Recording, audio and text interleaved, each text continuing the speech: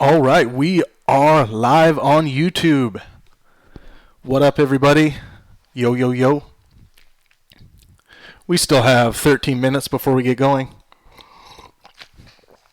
I'm going to turn on Facebook here.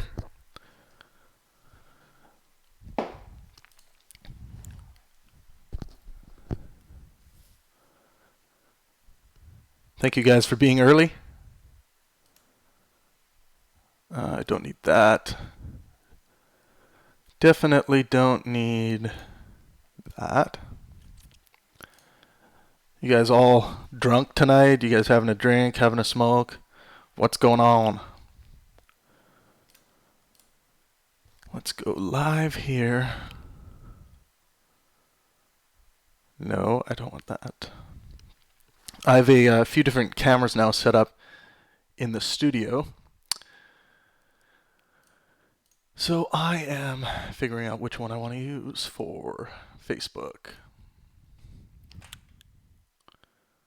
Okay. Nope. That's not what I want. I want this. I may have just had a Monster Energy drink. I know they're bad for you, but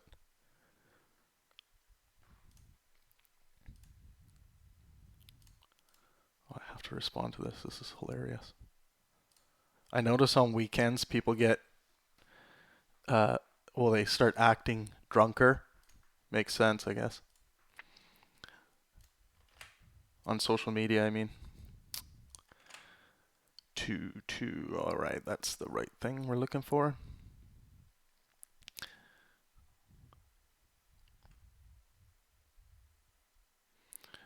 All right, we are live on Facebook now too.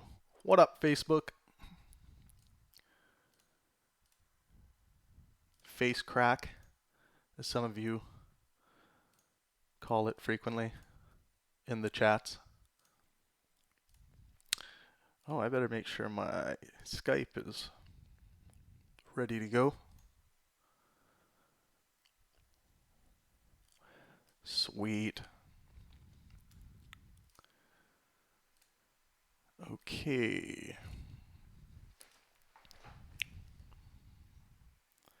Make sure you guys hit that like button on the stream.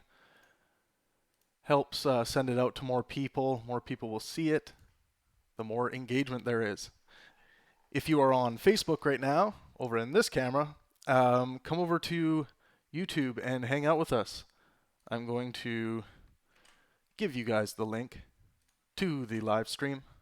This is a watch party. We are going to continue with our watch parties. We are watching Sam Harris versus Jordan Peterson, night 2. I think this will probably be the last section of that video. We might not get all the way through it, but come and join us on YouTube, where we have all of the fun. I'm talking to you, Facebook. Come join us. We're going to get started in about 10 minutes. Get in there, have conversations, engage in honest discourse, and you will have a chance to win one of the 3 books that are being given away tonight.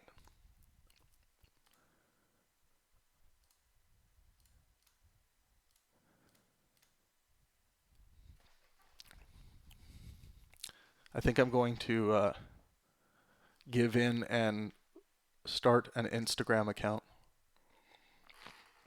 For anyone that's interested, I will just keep an eye on our pages over at Pangburn Inspire on Facebook, our main Facebook page, or official Facebook page. We will post my new Instagram link there once I do open it. I'm not sure what I'm going to focus on with Instagram. If I'm going to do something a little bit different or just keep on with the same boring ass shit I normally do. Again, those of you on Facebook, come over to YouTube, join the conversation. The YouTube chat is where, if you're engaging in honest discourse today, you will be considered to win one of the books that are being given away today. Come and join us. Let's see what we got going in the chat already. We got things moving already here. Frank Hugenard says, I want to debate Sam Harris. I'm sure many people would want to.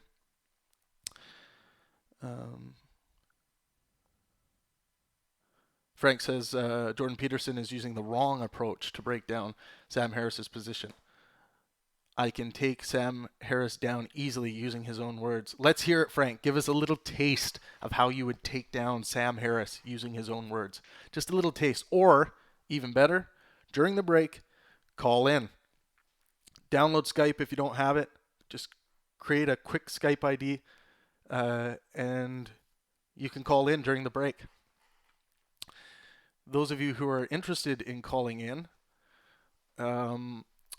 my Skype live ID is just above the video that's going to be played. And I'm going to be taking some calls during the break. This will strengthen your chances on winning a book today. Win, win, win. Okay. I will post on Twitter. Twitter is where most of the hate for me comes from, so this always brings at least one fuckweasel into the audience. And for those of you who don't know, a fuckweasel, I'm going to have t-shirts made. A fuckweasel is someone who just spreads defamatory lies about people, and there's nothing really to sue them there without just wasting a whole bunch of money. So they become a fuckweasel until they change their position and have their opinions of certain things conform to the evidence of reality and not just try to special plead and make shit up. Live now.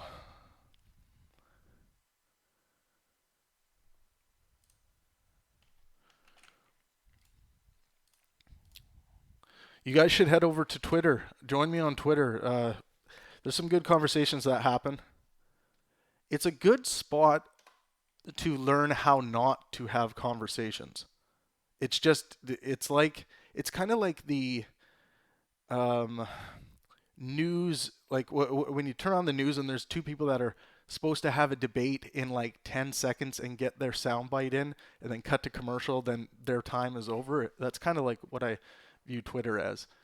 It's and people just make claims like claims without evidence. So it's a good spot for skeptics to go and be like, wait a sec, what's your evidence for this claim? And then it really exposes who the really stupid thinkers are. To be honest, it's astonishing. Okay, live now. Join us. With exclamation marks, because that makes it louder. All right. Yeah, I definitely had a Monster energy drink, and I can feel it coursing through my veins. I was a little bit tired, and now I'm just buzzed. I was going to have some whiskey during this, but maybe I'll have a bit later. I like my scotches. Nothing too fancy. It doesn't need to be too fancy for me.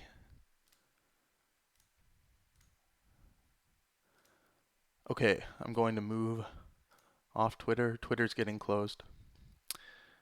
Okay, Frank's back with some more information about how he would dismantle Sam Harris. The great Sam Harris. Frank says you have to play Sam's sandbox to win the argument. JP is not playing by Sam's rules. Sam's rules are from the philosophy of science. If you don't understand philosophy of science, then you can't win the game because they wrote the rules. Metaphysical positions are inherently indefensible. So attempted to defend them is playing to scientists' hands. Yeah, I mean,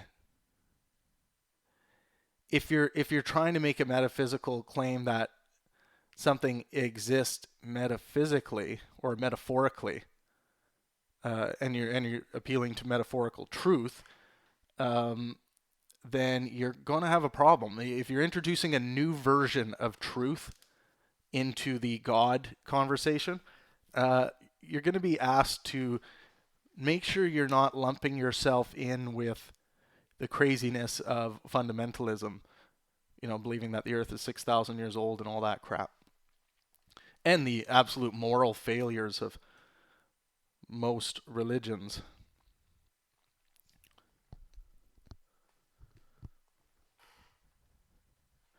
Judo guy says they both get too abstract as well. I agree with that, and that is why I love Matt Dillahunty. Matt Dillahunty doesn't lose himself in the abstract. This is why I think he's one of the best skeptics on the planet. He's he's a really good communicator for that reason. He doesn't lose himself in wankiness, wanking himself ideologically, or just he gets his points across strong without having to create these massive thought pretzels that are hard to follow.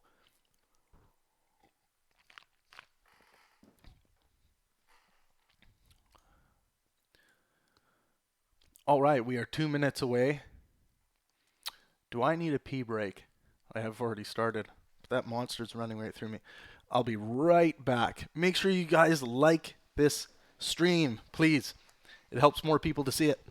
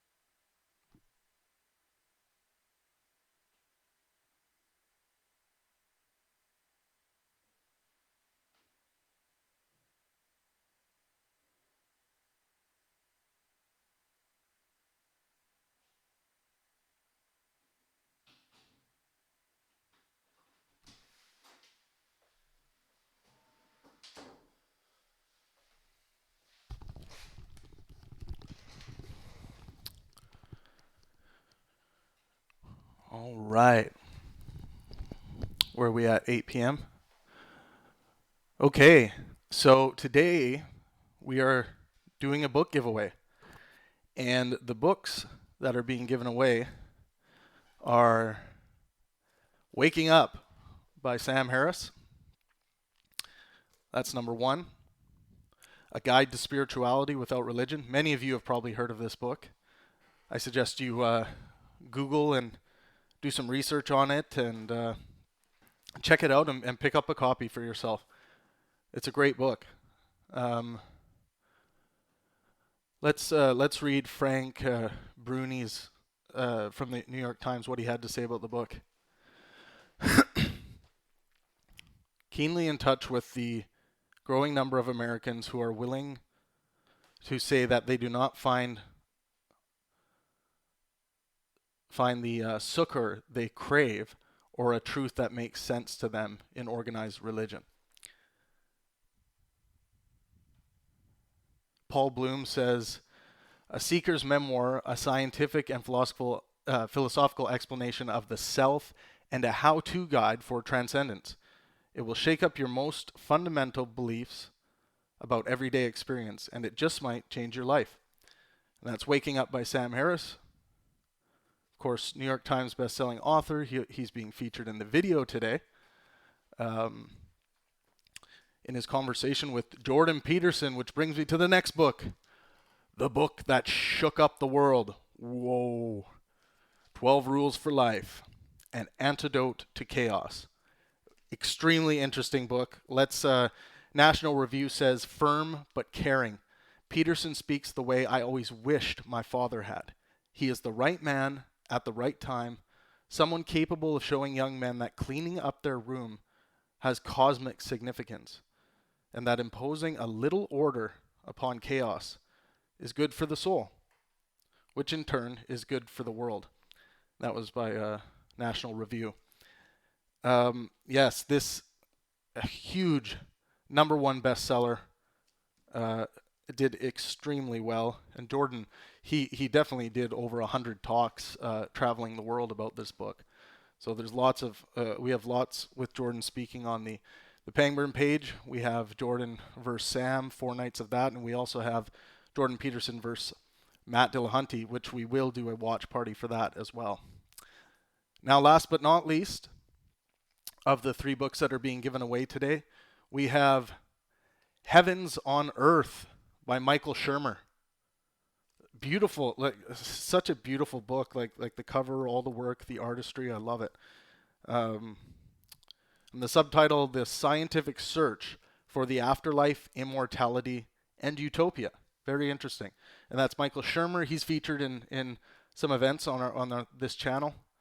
There's a great conversation between him and Steven Pinker. That was one of my favorite events that I ever produced. And of course, Michael is a New York Times best-selling author. Neil deGrasse Tyson says, Michael Shermer is a beacon of reason in an ocean of irrationality.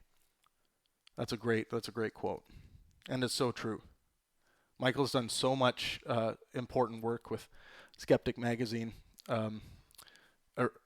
eradicating nonsense and anti-science, which is so important. Let's see. Oh, Frank Huguenard has some strong beef with Sam in the chat here. Okay, cool. And if you're over on Facebook, come and join us over on YouTube. That's where we're having the conversations. That's where you can win some books today.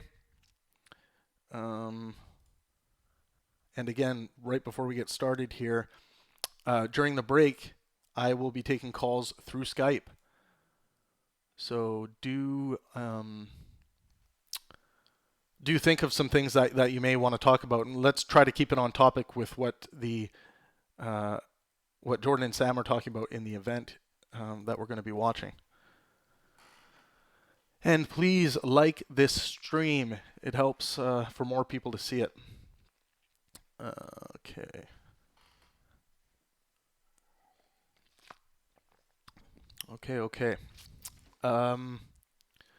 Yeah, and to win a book today, just to be clear, those who are engaging in honest discourse in the YouTube chat will be considered. I'm just going to pick 3 winners, and if you call in through Skype, that's going to increase your chances of winning. So, yeah, and we will ship the book that you win to you if you do in fact win. All right.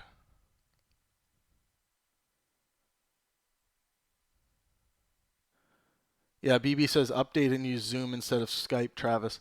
Yeah, so everyone always has their preferred platform, like Zoom and Discord and a few other ones that people have said. So, yeah, I'll take that into consideration, definitely. Okay, let's get started with the watch party. Hold on to your butts.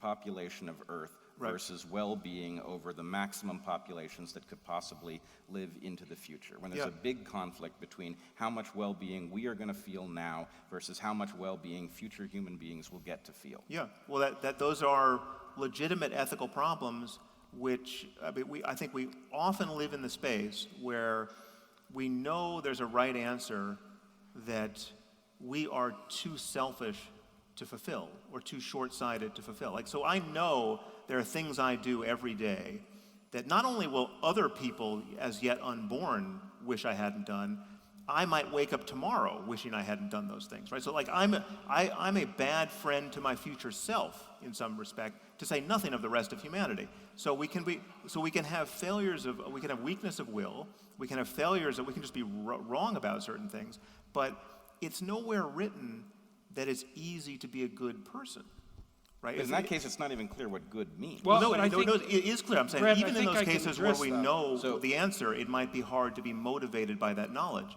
and that because we're not a unity, right? I mean, part of what wisdom is morally is an ability to live integrated enough with your own, better self. The advice you would give to a friend. I mean, this just falls right out of your work as well. It's like live as though, but basically treat yourself the way you would treat. I think this is your line. So someone you're responsible for, or there's someone, a friend of yours, right?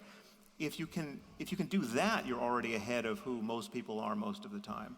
But there's no reason to say that because it's difficult, or because sometimes we're looking through a glass darkly and can't figure out what the answer is, the answer doesn't exist, or there is no right one. Okay.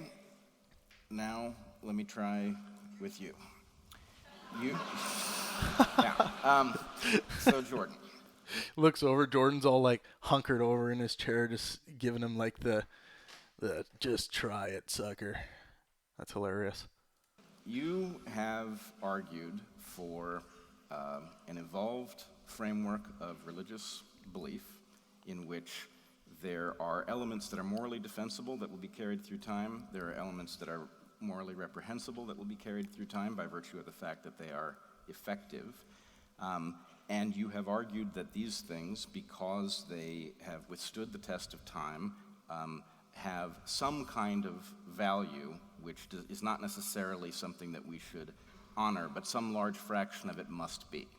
Mm-hmm. But Judo Guy, thank you very much for the, I believe that's a super chat.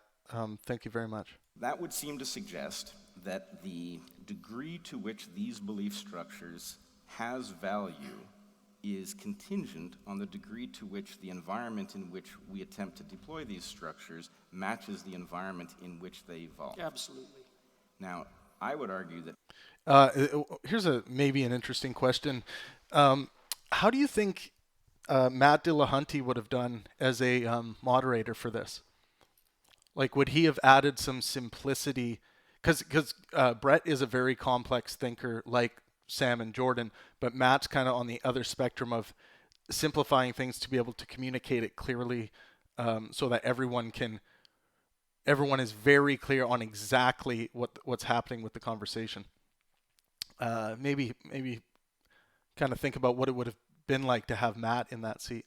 No population of humans has lived farther from its ancestral environment than we do.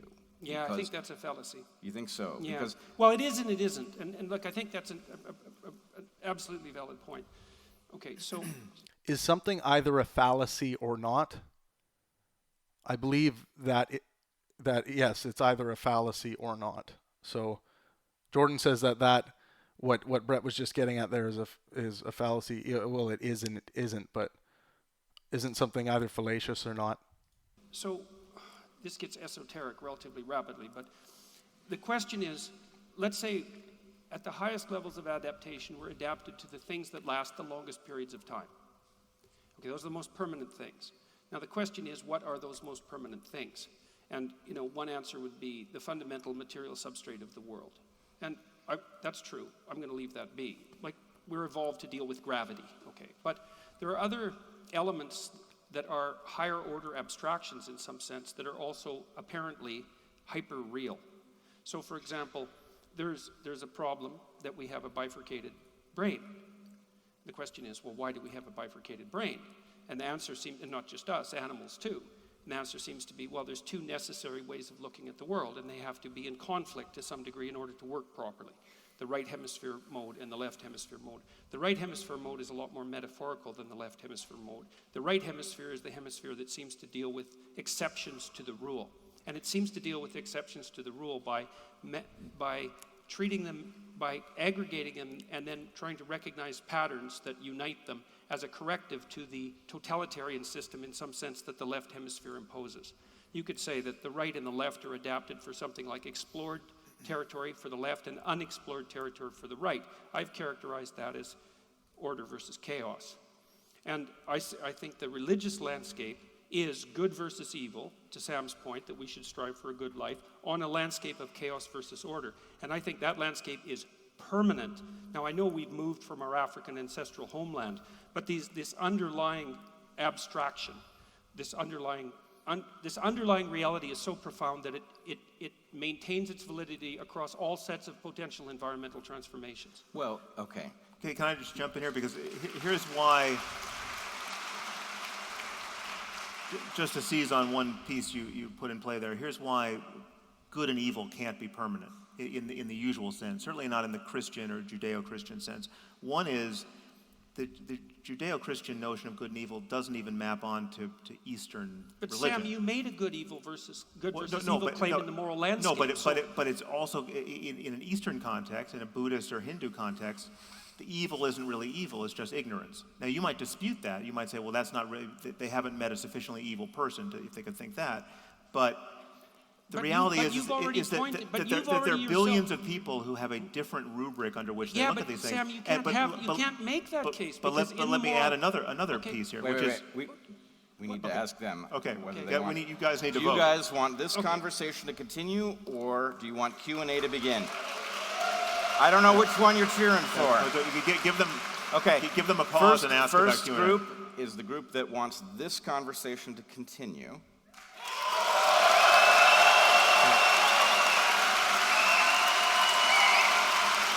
All right. Okay. Well, and now, the group that would prefer Q&A. Okay. Well, it was the former. Q&A gets pwned there, which is kind of interesting because through all 4 discussions, we didn't do one Q&A with the audience. However, we were pulling a lot of topics and questions from social media that people wanted Jordan and Sam to discuss. So there was some of that happening, but it would have kind of been it would have been interesting to have a few questions throughout the 4 events that we did. People were just too interested in seeing the conversation continue because there's just so much to cover. So that was that. What's disturbing is that many of the same people were clapping. And that proves what Jordan was just saying about the 2 hemispheres of the human brain. Metaphorical beliefs, so look, I mean, it seems to me, and again, correct me if I'm wrong, is that you made an absolute moral claim in the moral landscape, and that's what grounds your argument. Okay, the absolute moral let's claim just take this evil piece, because it'll be interesting if it's not totally on point.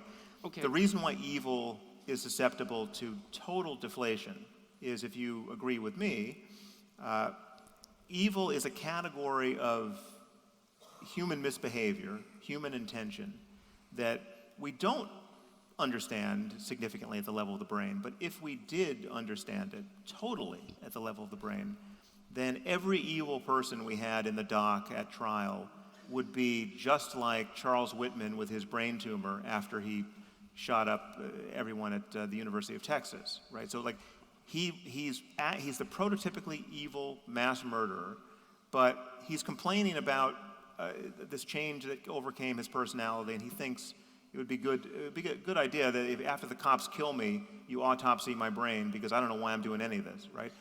And lo and behold, he had a glioblastoma pressing on his amygdala, and all of a sudden it made sense of his behavior in a way that a full understanding of psychopathy or every other variant of human evil would make sense of it in a way that would be deflationary ethically. Okay. And then you would look at someone like Saddam Hussein, or the worst evil person you could imagine, and you would say, well, he's actually unlucky.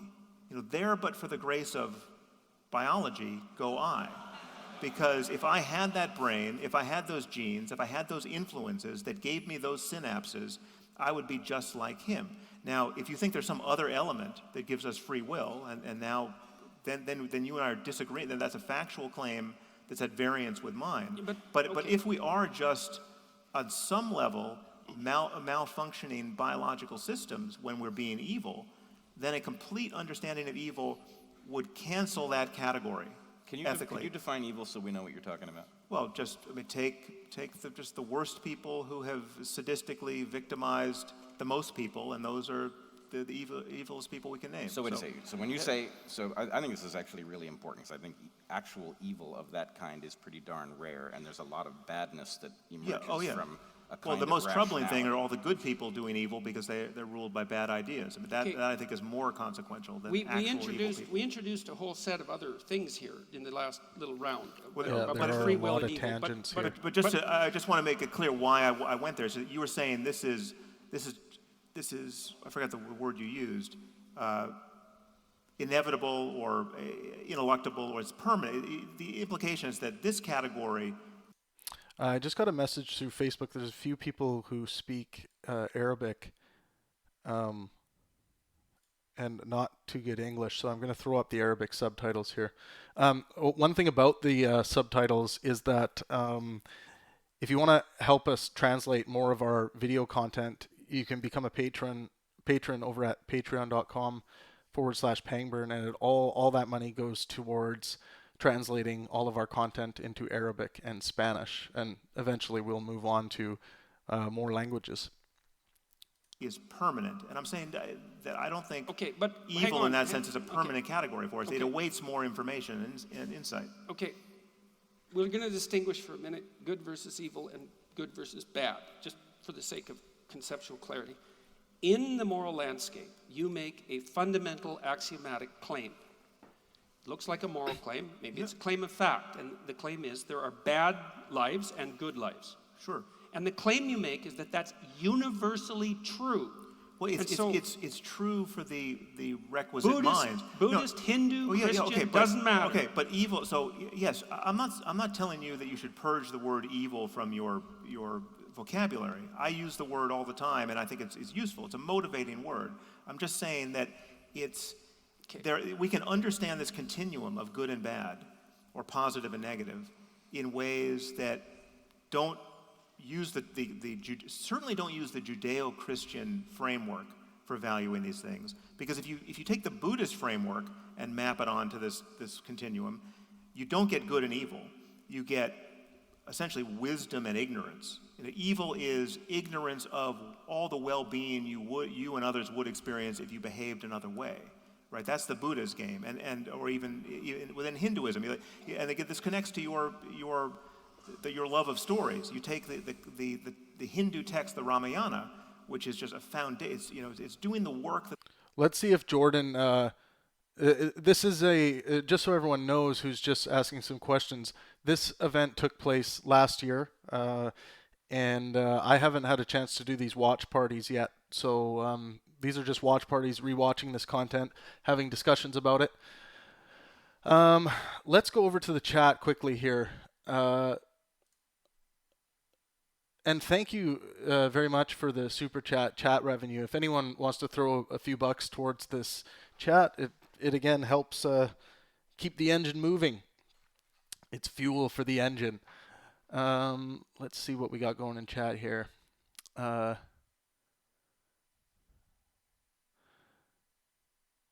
BB says, thanks for hosting this, Travis. Of course, this I'm not sure if you're talking about the live stream or this event, but this event was a massive undertaking, too big, really, for the size of company that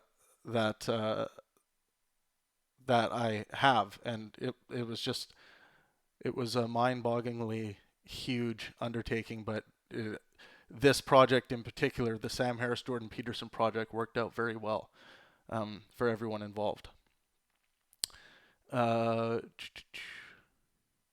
Frank says, no, they are not legitimate. Let's see what he's referring to. I Blame Society says, low on moonshine, ask Pangburn for a refill. Oh, yeah. Bring on the shine. Yeah, I'm drinking out of my mason jar today. Just water, no moonshine. Maybe I'll have a bit of whiskey as we get a little deeper into this. I don't know what Frank's talking about here. That's ridiculous. I Blame Society. Again, Judo Guy, thanks for the chat tip. I Blame Society says, that was funnier in my head. Upon reading it after I sent it, I feel a mild sense of shame and humiliation for typing it because it fell so flat. Well, don't go shoot yourself or anything because BB says, Jordan has a great debate posture, relaxed. I can agree with that, definitely. I'm not sure how relaxed. Sometimes his passion, I think, like, really causes him pain. I that happens to me too. Sometimes my passion for something can cause me physical pain, because sometimes I see him crumpled up in the chair with his hand on his forehead like he's suffering from something. I think he really feels his passion for argumentation and debate sometimes. Frank says, I love it when a theist debates an atheist. They are always both wrong. What? You're going to have to qualify that claim, Frank. BB says, can't be both true and false, or can it? I think that was a response to my question that I asked. And I can't remember what it was. Frank says again, nothing JP is saying is challenging Sam Harris to defend his position. Well, I mean, we have to look at who's defending what here. If you're talking about Sam's claims that he makes in Waking Up, then Jordan is definitely doing that. He's challenging him on those positions. Norwick says this is old. Yes, we addressed that. I remember them going off. Judo guy says, I remember them going off topic fairly regularly there. Yeah, they've gotten into tangents, and I think Brett let it go on a little bit too long, but he was probably seeing if something specific that he had in mind was going to come out of this.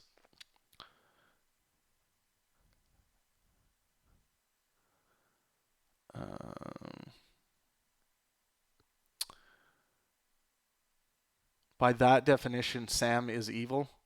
Can you qualify that, Frank? Maybe you do later here.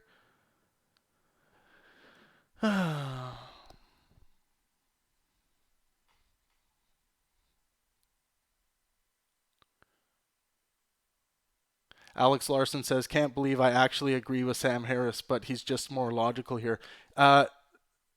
Alex, let us know what you typically disagree with Sam Harris on. Is it politics, or where do you disagree? Those subtitles, though, oh yeah, the Arabic.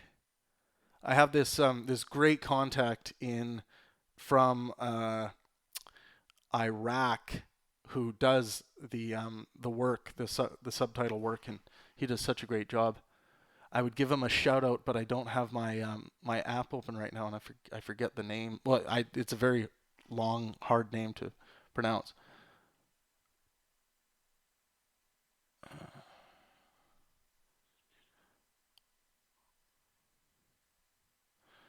Okay, let's keep rolling here. Thanks for engaging, you guys. Make sure you like this stream.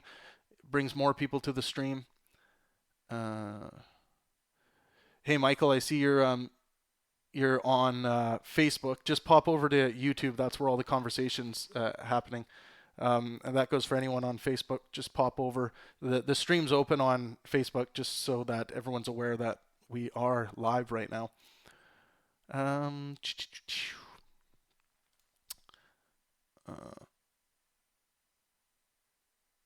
I hear Iraq nice this time of year. I don't know if you're being serious. It probably, I mean, the weather would be beautiful. Ideologically, not so much. Maybe that's going to start a big debate. Triggered! Okay, let's keep going. The Bible is doing for Jews and Christians, in that the worst guy in the Ramayana, the 10-headed demon Ravana, the prototypically evil person, is at bottom really not a bad guy. He's a great sage who was just, in a bad mood, essentially, right? He was obscured by ignorance. And so it is in the Buddhist canon. The Buddha meets a serial killer who is wearing a garland of human fingers around his neck, named Angulimala, but he was just one conversation. Angulimala? Sam just made that name up. No, I'm kidding. Away from being fully enlightened, right? I mean, he was like, it's a different picture of possibility. I'm not saying one is right or wrong. Let's be agnostic about that. I'm challenging your claim that there's something so prescient and useful and durable about the Judeo-Christian framework. I wasn't making that claim. We're stuck with it for all time. Well, I wasn't making that claim. I was making this the is where claim Brett that needs in to the step moral in. landscape, you laid out a distinction between the bad life and the good life. Forget about good and evil. The bad life and the good life, hell and heaven, the bad life and the good life, and that distinction was not only factual but universal.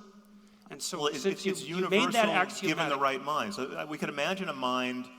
I mean, this is an example. okay, I think universal I give. in a right mind. No, problem. but we could create circumstances that seem perverse to us that we would recoil from. You could create a universe of perfectly matched sadists and masochists, say, right? So you have the people who are real sadists, who in our world would be terrible actors, but in their world, they're surrounded by people who want to be mistreated. Now, again, if you're a real sadist, you never mistreat a masochist when he asks you to. Okay, well, these are...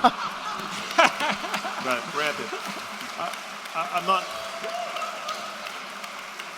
Sorry, I'm not sure the good. human categories even exist. Couldn't resist. But in undoubtedly we could create something like an artificial intelligence that could be paired this way. I have to go over to the chat. Old Uncle Bob's just throwing down lasers here.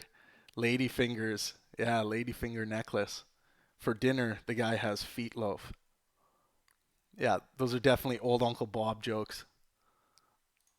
And that would be weird, but in my framework, it is a conceivable space of equivalent well-being. And it's not matched at all to our space, right? But it's if in fact we could inspect the conscious minds of all parties participating in that, it is not obviously absurd, in my view, to say that they are just as happy as we are in this conversation. In fact, some moments in this conversation, I would say that they might be happier. No, it's been good. It's been good. So let me ask you a question here about well-being, because this is something I've wanted to ask you about, but we never seem to get to. Okay. So you think that we should maximize well-being, and that's part of your proposition, which I don't entirely disagree with, by the way, that we should ground our value structures in facts. But there's a black box problem there, like I think the black box problem about the a priori structure that we use to extract the facts of the world out. And the black box problem is, if we could measure well-being, it's like, yeah, that's a big problem, Sam. Like, we have measures of well-being, and they're terrible. Yeah. Like, they are. If No, I'm agreeing. I don't think. Okay. I don't think. But it's not a problem for my thesis. We don't have measures for anything we care about, really. Yeah, but I mean, if your thesis is that if we had the measures of well-being that were appropriate, we could use them in a positive way, and the response is, but we don't have those measures, it's like... But we do have some measures, right? It depends on how you're going to define well-being, but, this is Sam's example of, if you have a cup of poison, it would be contradictory to your well-being to drink that cup of poison, because there is a good chance that that poison is going to kill you, and if you're dead, you're not being anymore, so you cannot have well-being if you're no longer being. Okay, well then what do we do? Oh, no, we have measures. I mean, this conversation is a measure. I don't like that. That's a measure, right? You step on my toe and I say, ow. That's a measure. Don't do that again. But that's not a measure of your well-being. It might be a measure of your trait neuroticism. Well, it's a measure of... But I mean that... These are non-points. No, but I mean this technically. Yeah. If you look at the Sam gets very affected if someone cheers. Actually, Jordan does too. But if someone cheers for basically a straw man point, that's not dealing with the claim that was actually being made. Yeah, this can really trigger some intellectuals. Being measures that we have. Yes. They degenerate into measures of neuroticism. No, that's all they are. But we don't have measures of certainty, of belief, of compassion, of joy, any of these conscious states. We have neural correlates of some of them, but we don't have. There's no helmet I can put on you. How do we use facts about them to orient ourselves in the world then? Because we're doing that. We're doing this all the time. You've got an instantaneous measure, though.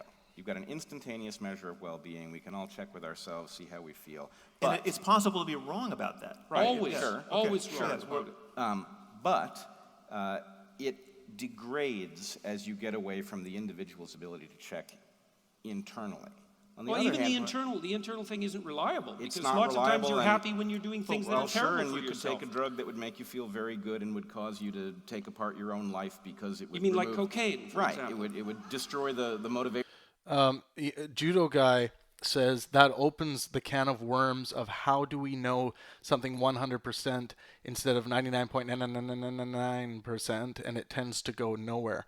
Yeah, so the this idea of demanding absolute certainty, I'm not sure that we can be absolutely certain about anything, basically because of some things like the matrix hypothesis. Like, we could be living in the matrix right now, and the laws of nature could be adjusted into something strange that we don't understand. It doesn't work with mathematics. So because of that possibility, not plausibility or probability by any stretch, but because of that possibility, it leaves us thinking, well, let's not call it 100% certainty. Let's just say almost certainly whatever. Yeah, I'm not sure we can be 100% certain about anything. Even because, you know, our experiences could have started just 1 microsecond ago with all the memories downloaded of things that didn't really occur, but that they're the memories of those things occurring. So I think we just got to be careful when we're making claims, but I think we can still call 99.99999% certainty knowledge.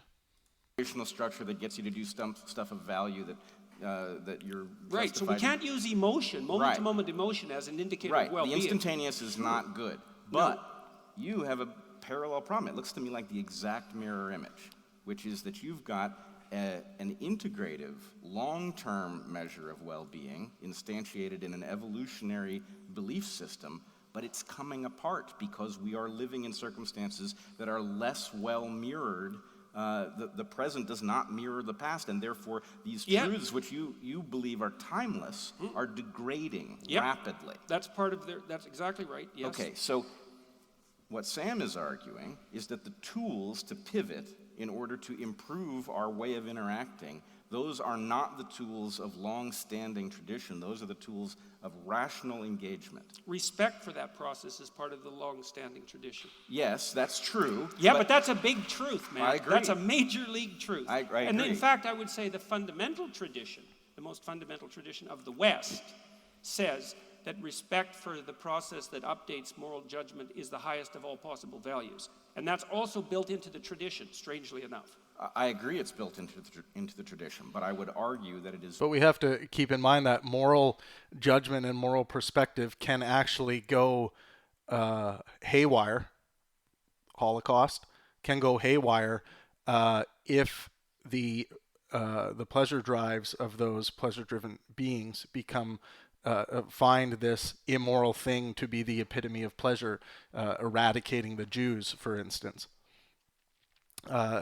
So there are bugs that exist in this seemingly obvious system of morality getting better and better as we move along. There will be blips on this radar. Very likely to be compartmentalized. In other words, I was a little bit struck when you said that, what did you say about scaling? You said that good reasons scale and bad reasons don't. Isn't that the opposite of the truth?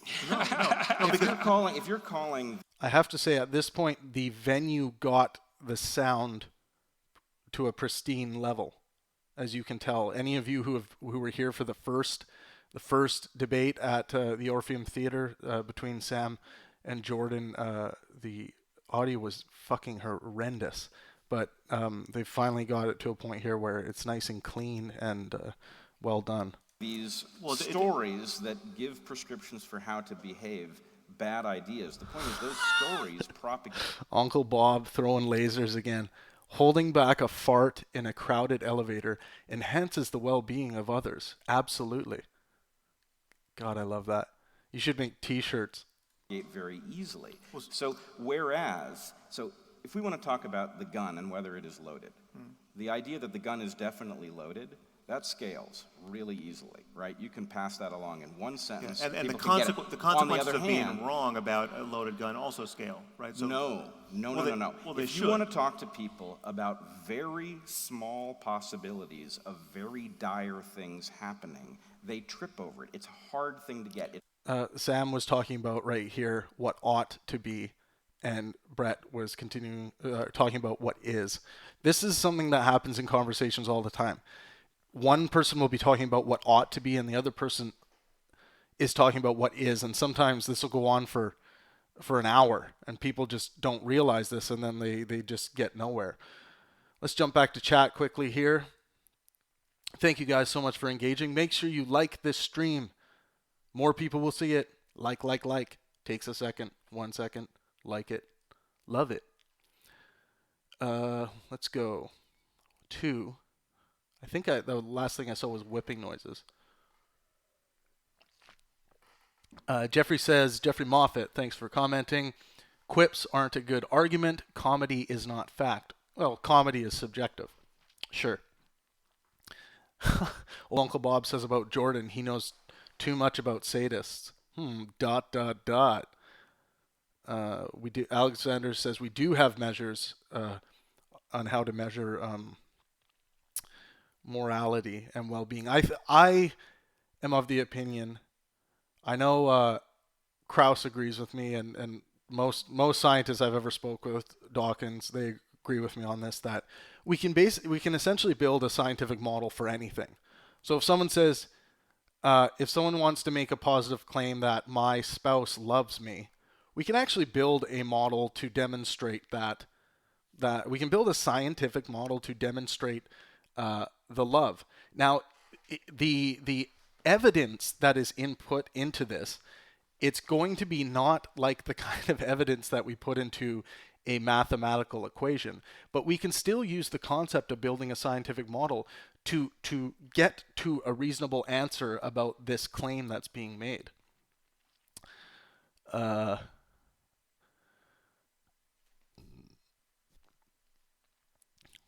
Farmer Bob says, aren't facts subjective? Example, time and more evidence can change the status of the facts. So there is a fact spectrum from definite fact to subjective fact that will stand for all time. Semantics.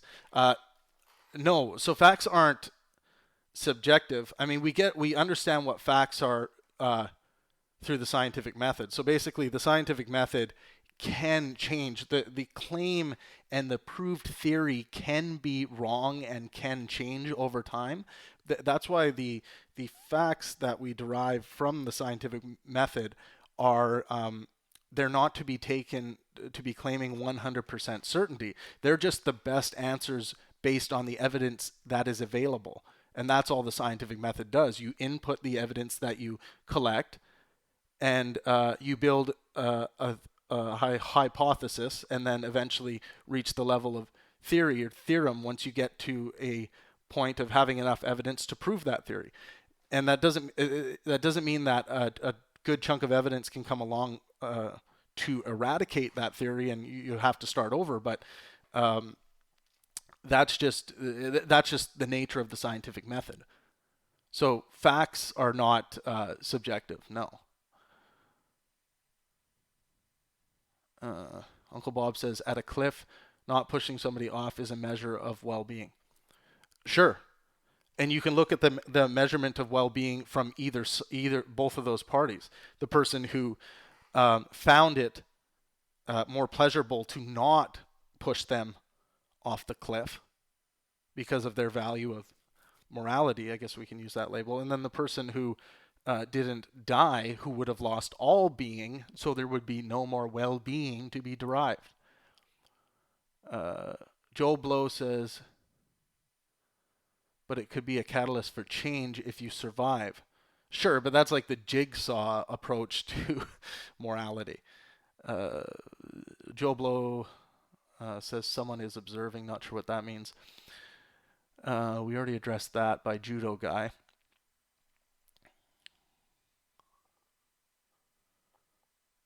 Let's see.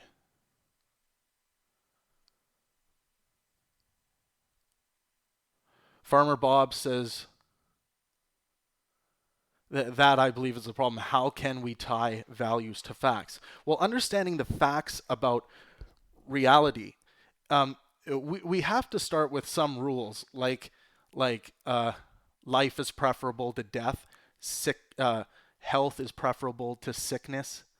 Like some of these things, um, if we look at the goal, the main goal to survive or to be a pleasure-driven being, as biology demonstrates that we are, then we have to start somewhere. We start with that, and then you can build some rules around how do we identify what is better for one's well-being and what is not better. And this also includes not committing arguments from ignorance and not being able to see past our own biases and basically anything that's going to keep us from getting to the best possible answer when we're taking into consideration the pursuit of maximizing our well-being.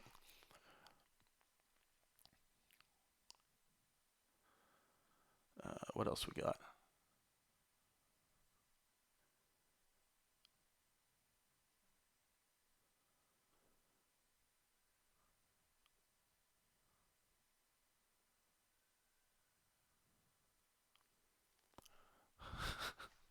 Uncle Bob says, I liked it so much, I hit the up thumb twice. Awesome. Smash that like button, everyone.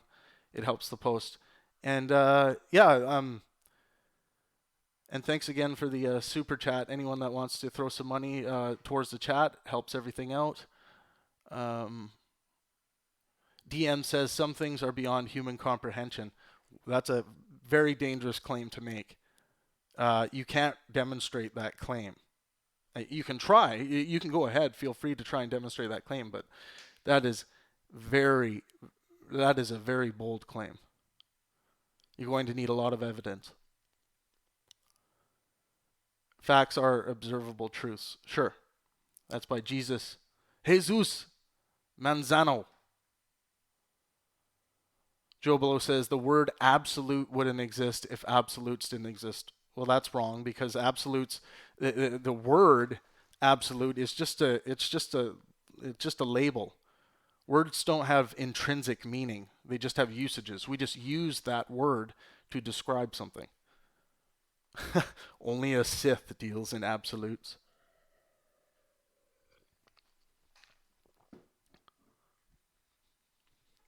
Uncle Bob says, I tried to share facts about homeopathy and lost a friend to whom facts were cynical. Facts about homeopathy. Uncle Bob, post your facts about homeopathy. Let's have at her.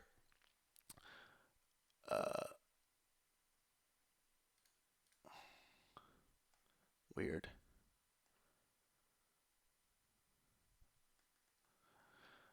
Keith Connolly says, I like to tease the idea that facts are subjective using the scientific theory that a measurement observed changes the data, or the theory of relativity. The nature of things is different relatively. No, that's wrong, Keith. I like to tease the idea that facts are subjective using the scientific, you say theory, I would say method. As a measurement observed changes the data. That's why our observation techniques isn't what we rely on in science.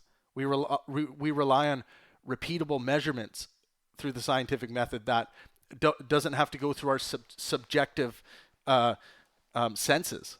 We can actually measure it and repeat it with under a different set of senses and observational tools. Guys, this is great conversation. Keep it rolling. Remember to like this stream. This is great. Okay, and then the update here. You know what? Is it? No, it's not quite time yet. Let's go for another like 5 minutes in the video. Hopefully a couple of you guys might want to jump on Skype and have a conversation with me, or just come on to say your piece about something that you've observed in the videos or in the conversations between Jordan and Sam, or anything else is fine, to be honest, that you might want to chat about. And at the break, I will I will announce who will be winning the, or who will have their first pick at one of the books that are available. And again, the books that are being given away is one copy of Waking Up by Sam Harris, a copy of Jordan Peterson's 12 Rules for Life, and that's a hard copy, and a hard copy of Michael Shermer's book, Heavens on Earth. If you guys don't win, you still should go out and buy these books. You really need to have these as your collection, and or get the audiobook versions. I'm pretty sure there's an audiobook for each of them. But yeah, like this, and make sure you subscribe to the channel. We are creating new content all the time. I'm heading to Mexico to shoot a documentary about the Day of the Dead. It should be fun. I'm going to ask some questions to see how people are feeling about Trump down in Puerto Vallarta.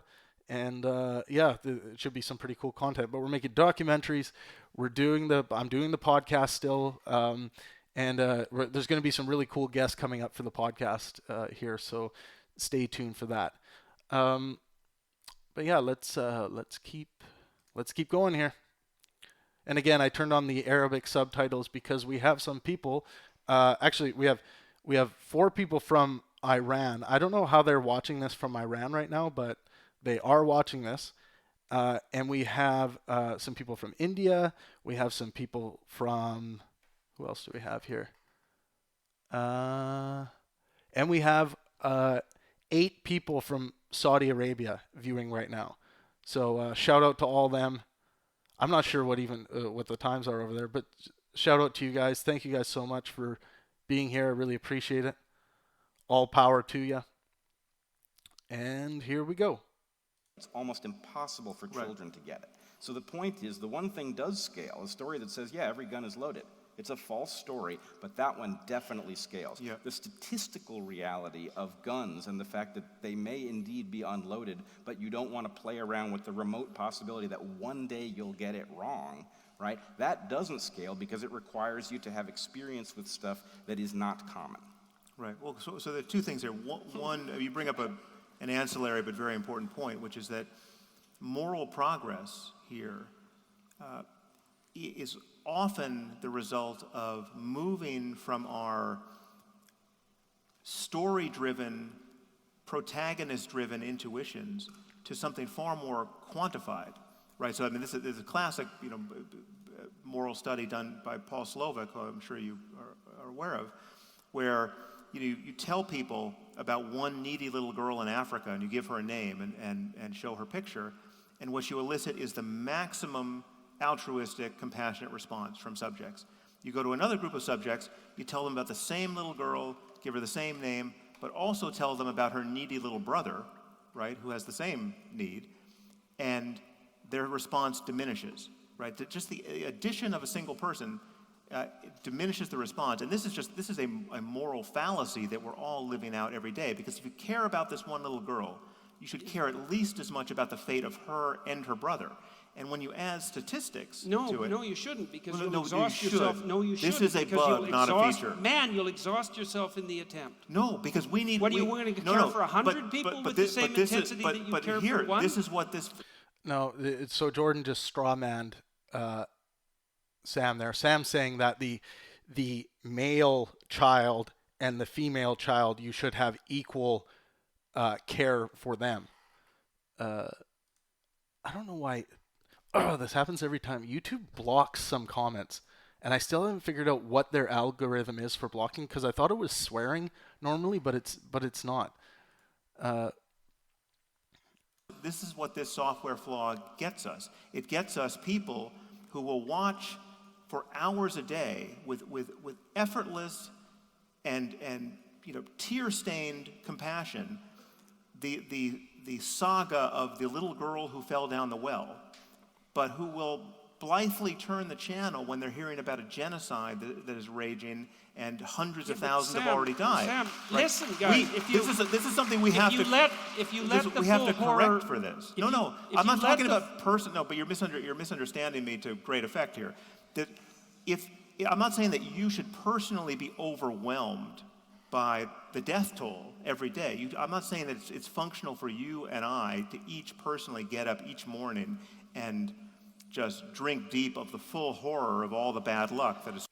If you guys are interested in hearing my take on the abortion dilemma, check out, I have a podcast on it. I forget what number it is, but you might hear some things there that you're not typically used to hearing. No, maybe it is, but maybe we can't have. I think most people think about the abortion issue incorrectly. But as societies, we need, when you're talking about how we spend our money, how we apportion foreign aid, the kinds of wars we fight or don't fight, the kinds of then we have to correct for what is in fact a moral illusion, which is we know that if we tell we tell one compelling story about a little girl, right, we could go to war over that, right, whereas we won't be motivated by a genocide. That's the kind of thing that moves whole societies. Yeah, if you guys are trying to post links, it doesn't allow you to post links in this chat. Just FYI. Now, and if you add to it the bogus religious sanctities, if we burned a Quran on this stage tonight, the rest of our lives would be spent in hiding, right? Because of how motivated people would be to address that pseudo problem.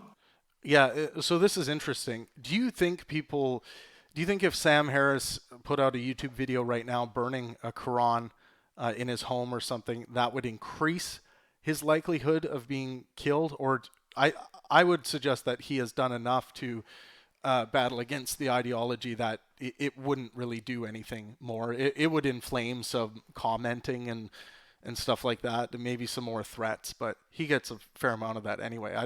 I don't know what you guys think, but I don't think that would inflame anything really. It might do something for Brett and Jordan, who typically probably don't hear too much from the Islamic community, but yeah, just let me know what you guys think about that. Right, that's the world we're living in, and civilization, insofar as we have a purchase on it, is a matter of correcting for those errors. And but religion, for the most part, not across the board, but for the most part, is standing in the way of those course corrections.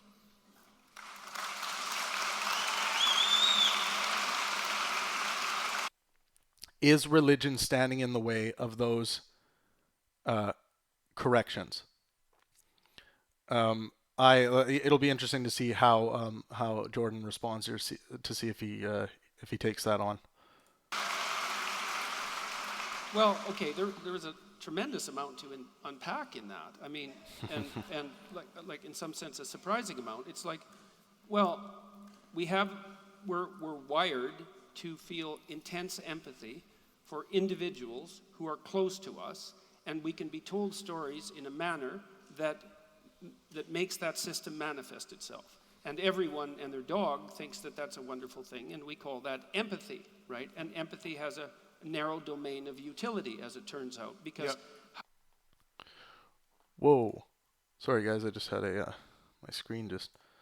maybe exploded. If you were all who you should be, you'd be weeping constantly for the catastrophic fate of sentient beings on the earth, but you can't handle it, you know what I mean? It's that you can barely handle your own suffering, and maybe you can handle a bit of the suffering of your family, and more power to you if you could rectify that, and if you were better human beings, maybe you could expand that outwards. But the fact that our empathy doesn't scale up to the level of genocide with the same intensity that we treat instances of individual suffering isn't an indication that we're irrational. It's just an indication that we're limited. Well, now, it's actually not right. That's not true. I think this is an indication of exactly the problem of our evolved structures not matching the present. Because the point is... Well, they do match because we take care of our families. No, but they don't match because if you encountered the starving girl, that's some sort of it's a crude measure of suffering in your local environment.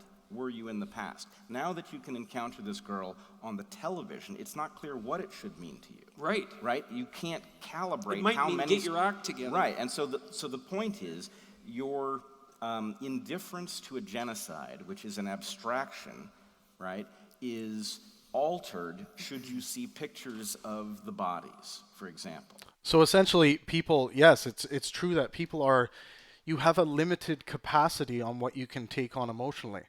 And if you are going to start taking on all of the problems in the world emotionally from an empathetic position, you are going to run out of space very, very quickly.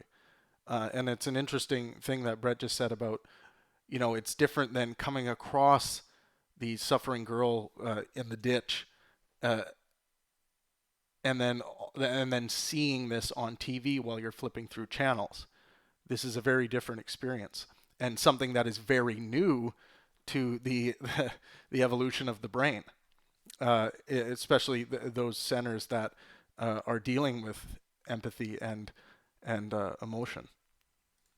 You shouldn't actually feel differently about the genocide in the abstract case versus the case that you're looking at the bodies. And the fact that we have access to photorealistic representations maybe you should, of these Brett, things because is No, you but it's worse than that. abstract This is why otherwise. it's actually irrational, because I can show you the case where you care at level 10 about the little girl named Leela, and you care at level 8 about the little girl named Leela and her brother named Janti, right? And you care at level 4 if I've added a few more kids, but the little girl named Leela, who you ostensibly care about, is there in each one of these, right? So it Yeah, but is your irrational. resources are diminished as No, a but, like, consequence you of have- the you have- multiplication of the suffering. You have $10 to give away every month to help struggling humanity, and you tell me you'll give 10 to Leela this month, and then I catch you in another moment, and I say, well, it's Leela and her brother, so it's like if you only can give 10, I understand, but it's the problem's actually worse than I suspected, and you say, well, actually, I'm just going to give 8. Right? It's not coherent with how much you cared about Leela in the first place. We do know quite well that the heuristics that we use to orient ourselves in the world can be placed into frameworks where they produce contradictory outcomes. But that doesn't mean that the heuristics themselves are deeply flawed. It's a problem with the work of people like Kahneman and Tversky. Is they take perfectly valid heuristics.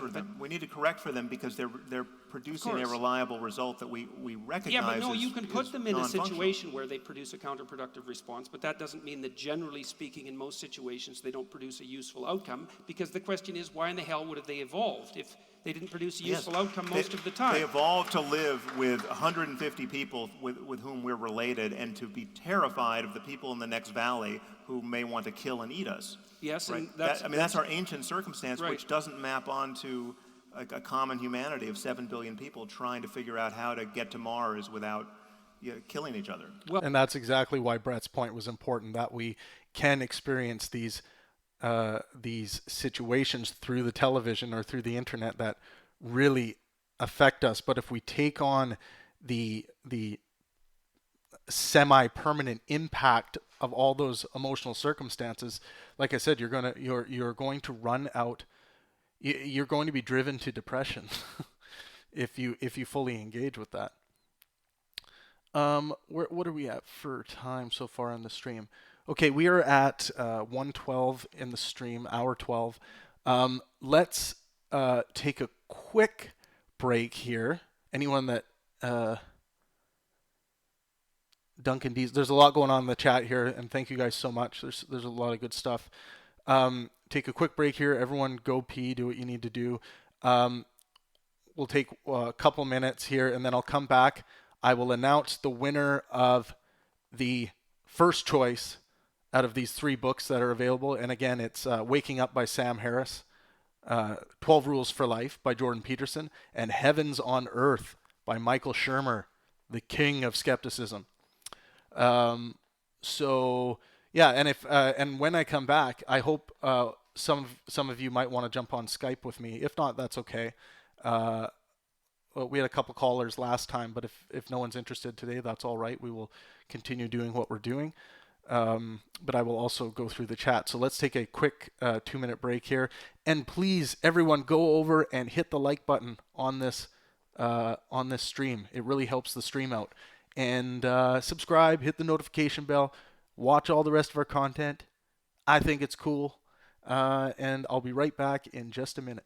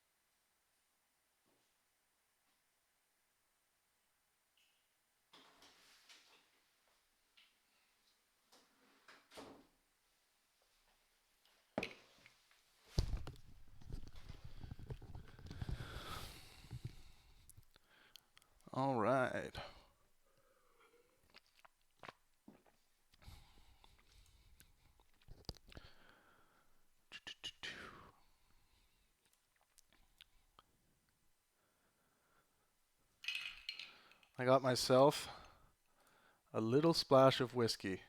It is Saturday.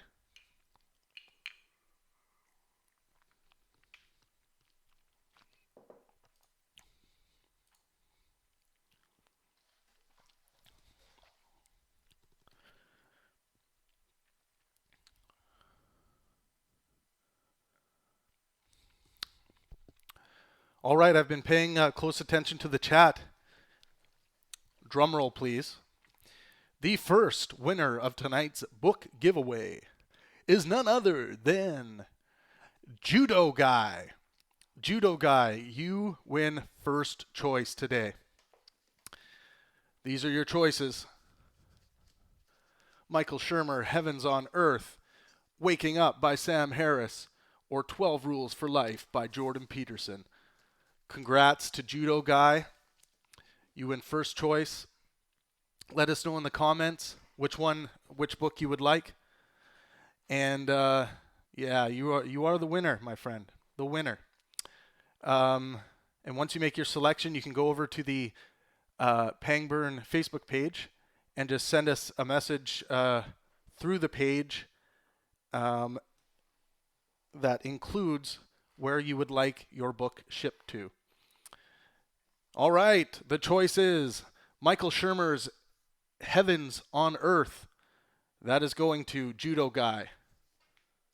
Right on. This read is going to blow your mind. Congrats to Judo. Cheers. I think Judo, because Judo won, I think Judo should have to call in and say hi.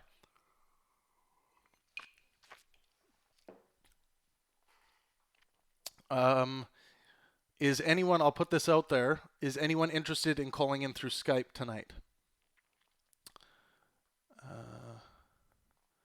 Just checking a few notifications. If you are still with us on Facebook, jump over to YouTube. We are on YouTube live. And I guess we're live on Facebook as well. That's you, Facebook camera. Yeah, come over to YouTube. We're having chats. We're engaging in honest discourse. Oh, okay, there we go. Weird. Okay, Judo says he's going to call in. I await your invite on Skype. What do you guys think of this whole? Or actually, this is a good question for you guys. What conversations would you love to see happen? I'm going to be producing more conversations. Who do you want to see chatting on stage?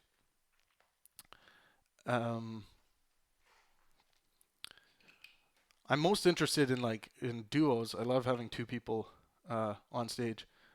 And Aaron Anderson, yes, just come on Skype and add me. If you get to it before Judo, we'll take your call first.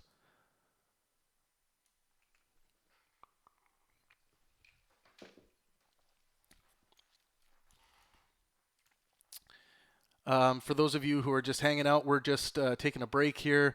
We're going to take a couple calls through Skype, and then we'll get back to finishing. I think we are going to finish Sam Harris versus Jordan Peterson Night 2 tonight. And then tomorrow, we're going to be back with another live stream where we're going to be giving away 3 more books. And we're going to continue these watch parties with Sam Harris versus Jordan Peterson, number 3. And that is live from Dublin. That event in Dublin took place in front of an audience of 8,500 people. Just an epic event. Duncan Dees, just so you know, we do have some events with Sam and Richard on our channel.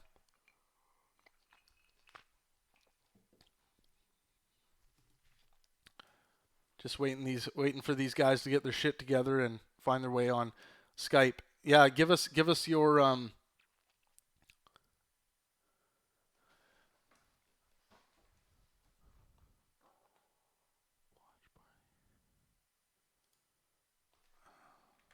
give us your suggestions for people you'd like to see have conversations. We've seen some good ones on Twitter.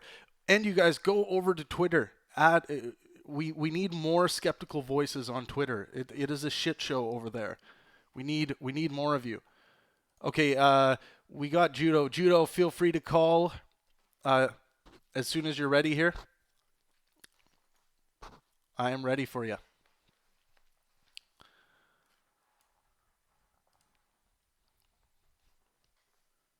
And thank you guys for hitting the like button. It really helps the chat. We have an incoming call. All right, Judo G, you are on the air, my friend. Hello, sir. How are you? Not bad. How are you doing tonight? Yeah, good. I'm calling from Australia, actually. Oh, right on. The getting this book to you is going to be nice and expensive. Awesome.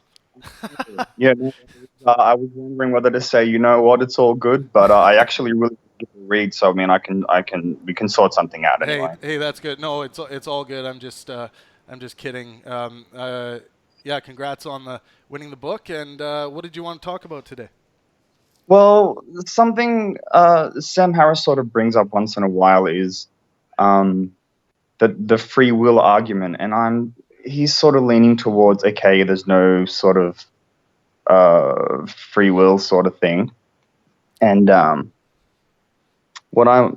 I'm back. And so I'm sort of going through it like this.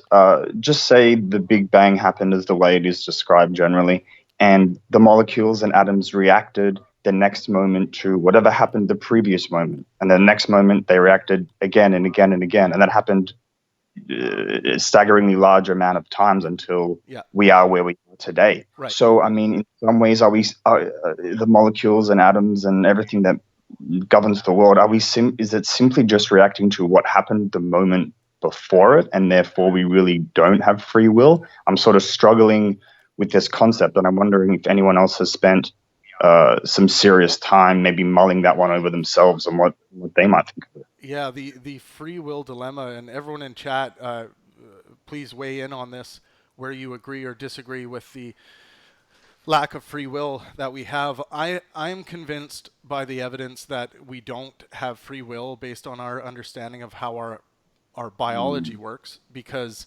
I'm convinced that this thing we call instinct is actually this pleasure drive, the best way I can describe it, and we just move from pleasure to pleasure based on the pleasures that our environment allows us to pursue. And I think I think this is all just chemical processes that are happening, and the thoughts and ideas that come from these chemical processes are things that happen to us and not things that we dictate. So I think if you take that principle all the way back to its absolute beginning, you find yourself to the start of the Big Bang, where the flicker happened. Yeah. Well, what happens when, according to your theory, when we do something that doesn't result in, say, that dopamine hit or whatever? Well, I think I think dopamine isn't necessarily the thing that, because I think a lack of dopamine can become pleasurable when the brain malfunctions. For instance, if we get to a depressed state and the epitome of pleasure becomes death, like to commit suicide, we obviously know that when we are dead, we're not going to be able to experience this dopamine, yet we still have this pleasure drive towards suicide. So and I will say that this is a bug and not a feature of the pleasure drive, because it absolutely ends your well-being once you die. It's just your environment leads you to a place of having a depressed mind, and then that leads you towards these different epitome of pleasures that are not good for your well-being, and then you start finding the epitome of pleasure looking like well-being no longer existing.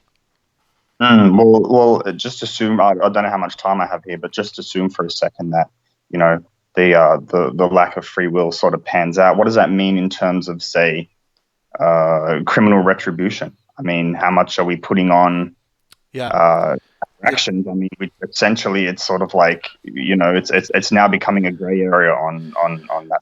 Yeah, it's a really strange concept because you're born into this biology that leads you to killing 6 kids or whatever.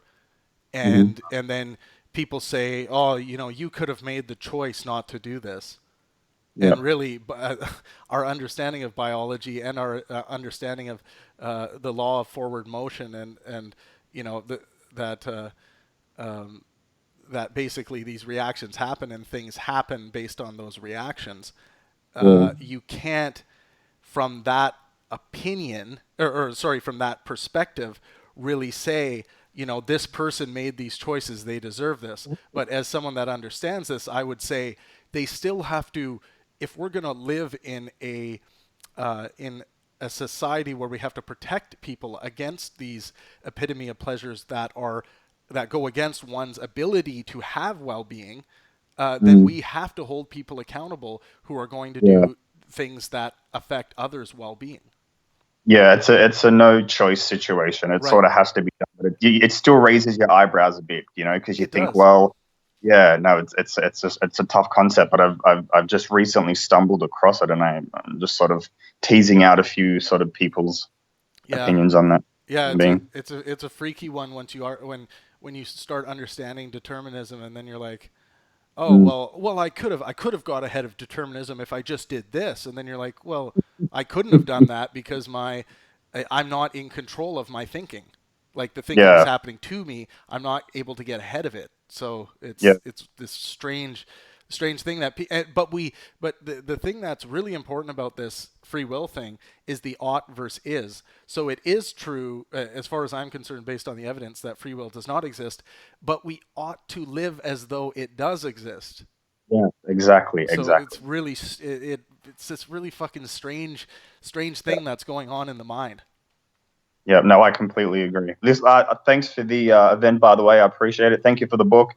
Of course. Yeah, I hope everyone. Congrats, man, and I really appreciate you calling in, and enjoy the rest of the stream.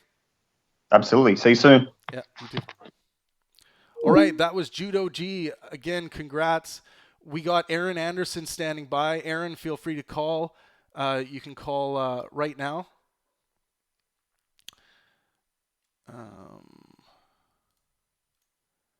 I'm just checking a few other notifications here. We'll wait for Aaron to call in.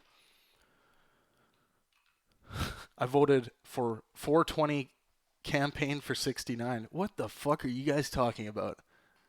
Yes, I need more followers on Twitter who understand skepticism. So get your ass over there and follow me on Twitter. Create a Twitter account.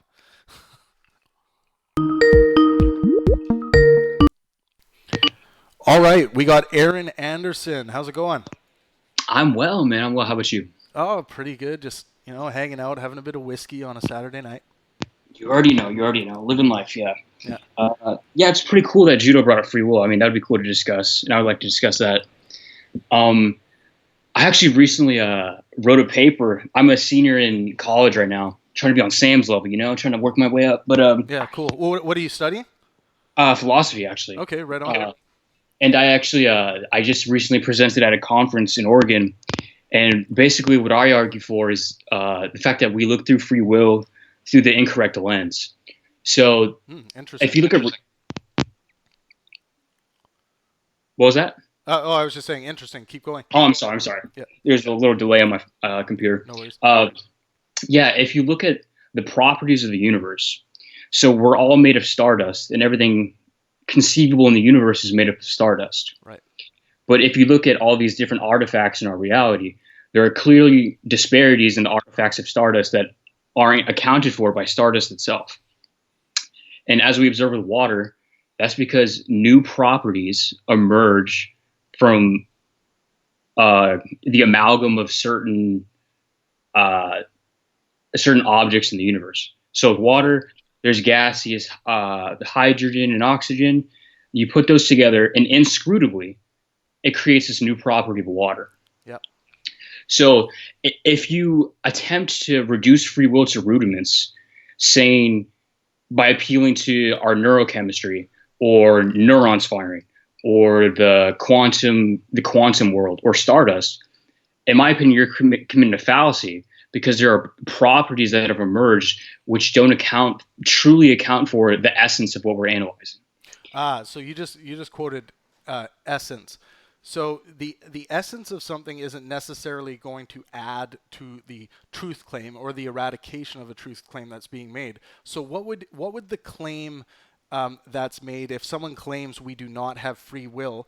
What is your simplistic response to that claim, as to refute that claim? So let's try and get clear. I would demur with that substantially. For example, the act of tuning into this event, right? Just observing this event. Yeah. That act, what that shows is there is knowledge of which you wish to have, of which you did not previously have. Sure. And Yeah, your will to seek that knowledge and to attain these knowledge conditions, that is what manifests this thing we call free will. And free will is the classic conception of being able to choose freely between different possible courses of action. So okay, so here's where I would suggest you have made an error, and feel free to respond. I think when you talk about wanting to pursue knowledge, I believe, based on our understanding of biology, that what's going on in the brain is our nervous system allows us to find certain amounts of pleasure in things that are in our environment. And this would include anything in our environment, through our family, through the pursuit of knowledge, through the pursuit of playing video games, through the pursuit of, basically anything, the pursuit of tasting new foods. And knowledge isn't anything special outside of that. So basically, what I would say, based on our biology, is that we wouldn't be pursuing the things like these events, the pursuit of knowledge, if it wasn't pleasurable to us. And I think it all falls. It's very simplistic that it all falls into the same category as any other pleasure that we would pursue, because it's just awarding us with that pleasure response. And I think to claim that something else is going on, you said choosing. I don't think our understanding of science actually even shows us that we can dictate anything, that we can actually choose anything. Like Sam Harris's example of try to predict what your next thought will be. And this is a common exercise by neuroscientists, because we cannot do it. We just can't predict what the next thought is going to be, because the thoughts are happening to us. So what do you think about that? Of course, you would take issue with the emergentism I argue for. But to use a more succinct analogy, in my opinion, if you take into consideration a tree getting struck by lightning. Yep. So let's say that the subject of analysis is the tree catching fire, right? So there are many things, necessary conditions, which are needed for the tree to catch fire. It's not just the lightning bolt. You need moisture in the bark. You need oxygen. You need innumerable rudiments, essentially. So how did those conditions come to be? Exactly. What you're doing here, in my opinion, in my estimation, is that you're appealing to the oxygen being a sufficient condition for the tree catching fire. What I'm arguing is you cannot just appeal to the oxygen. Rather, there is another emergent faculty, namely the lightning bolt, which requires the presuppositions that you speak of, the neurochemistry, the automaticity of thoughts. But given these new properties, as indicated by oxygen, as indicated by this tree analogy, it is altogether reductive and I'd say inconsistent to try to argue through that lens, through those reductive properties, so to speak. Well, I think although we understand through the scientific method why lightning strikes, right? And we understand the properties in which attract lightning to certain targets. So, I mean, all of everything that has an answer in science, we can look at from a evidential perspective and say, oh, well, this is like that because of this, and this happened because of X, and we can actually predict to a certain degree where this next lightning strike might occur because of the position of where Ah, this is and this where is the what I'm storm is. finding. If I may cut you off, this is Sure. what I'm finding. This is a retreat, as a matter of fact. What this shows is, of course, what is needed for free will is a practical goal or objective. And this retreat right here is basically saying this objective that you seek, this practical objective that you seek, you do not control. Therefore, it is you do not have free will. Yeah, so basically what I would say is that the laws of physics are dictating the lightning bolt striking that area and not the area 2 feet to the right of that area. Of And course, those laws of physics predetermine that lightning strike is going to hit there with all of the ingredients that are included. And we have to take into consideration, like, why was that target the place where the lightning hit? So if we actually reduce that, we can measure it back to, well, this was the most likely target because of these reasons, and these reasons exist because of it grew in this way, and this happened, and because exactly. it was seeded in this way. And And we go back and back where the seeds come from. And when we go back and reduce, like full reduction all the way back to the beginning, you start to see a pattern that can be predicted if we only had the ability to calculate that far. Like in an algorithm, then that gives us almost full predictability if we were able to do that.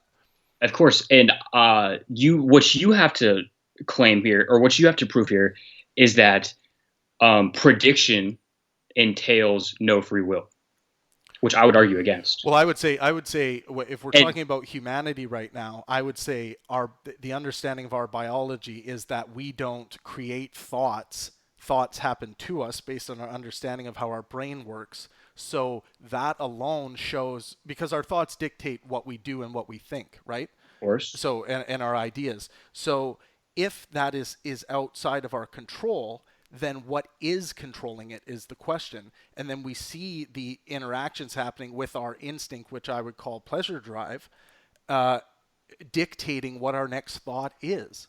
Of course. And notice how when you were giving your physical evaluation, you were talking about the lightning, which is great. That's where I would like to focus our attention. Sure.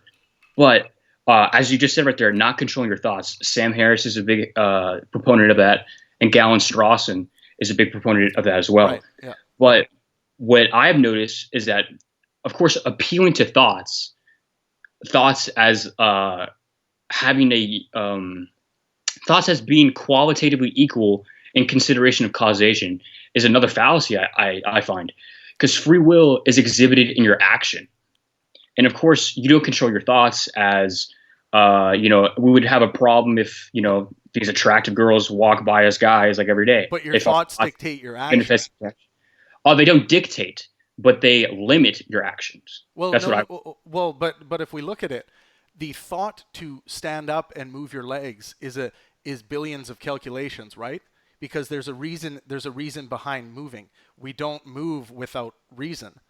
And so we can actually look at every calculation and how it came to be, and we can say, well, why did you get up this morning? Oh, well, I guess because I wanted to get my day going. Well, why did you want to get your day going? Well, because you woke up and you had the thought that it's a reasonable thing to do. Well, where did that reasonable thing to do idea come from? Well, it actually came from a place that we're not in control of.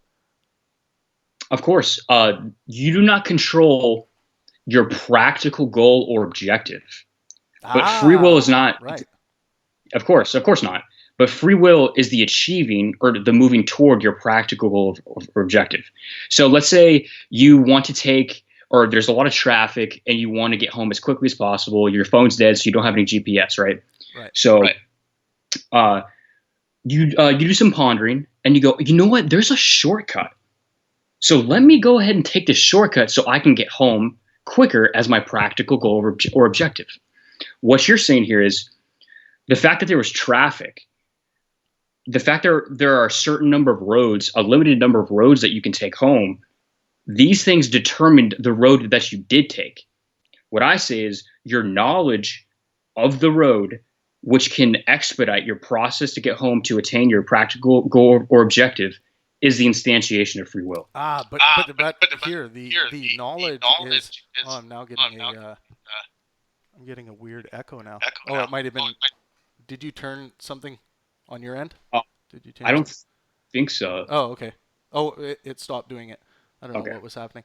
Um, but but the knowledge, all knowledge, in my proposition of the pleasure drive, knowledge is just part of the environment and what can be derived out of the environment from a pleasure seeking being, and knowledge is part of that, and knowledge will come into the calculation of achieving the next pleasure calculation, which would be in the scenario that you just proposed, which would be trying to get home quicker and finding a new route on the road.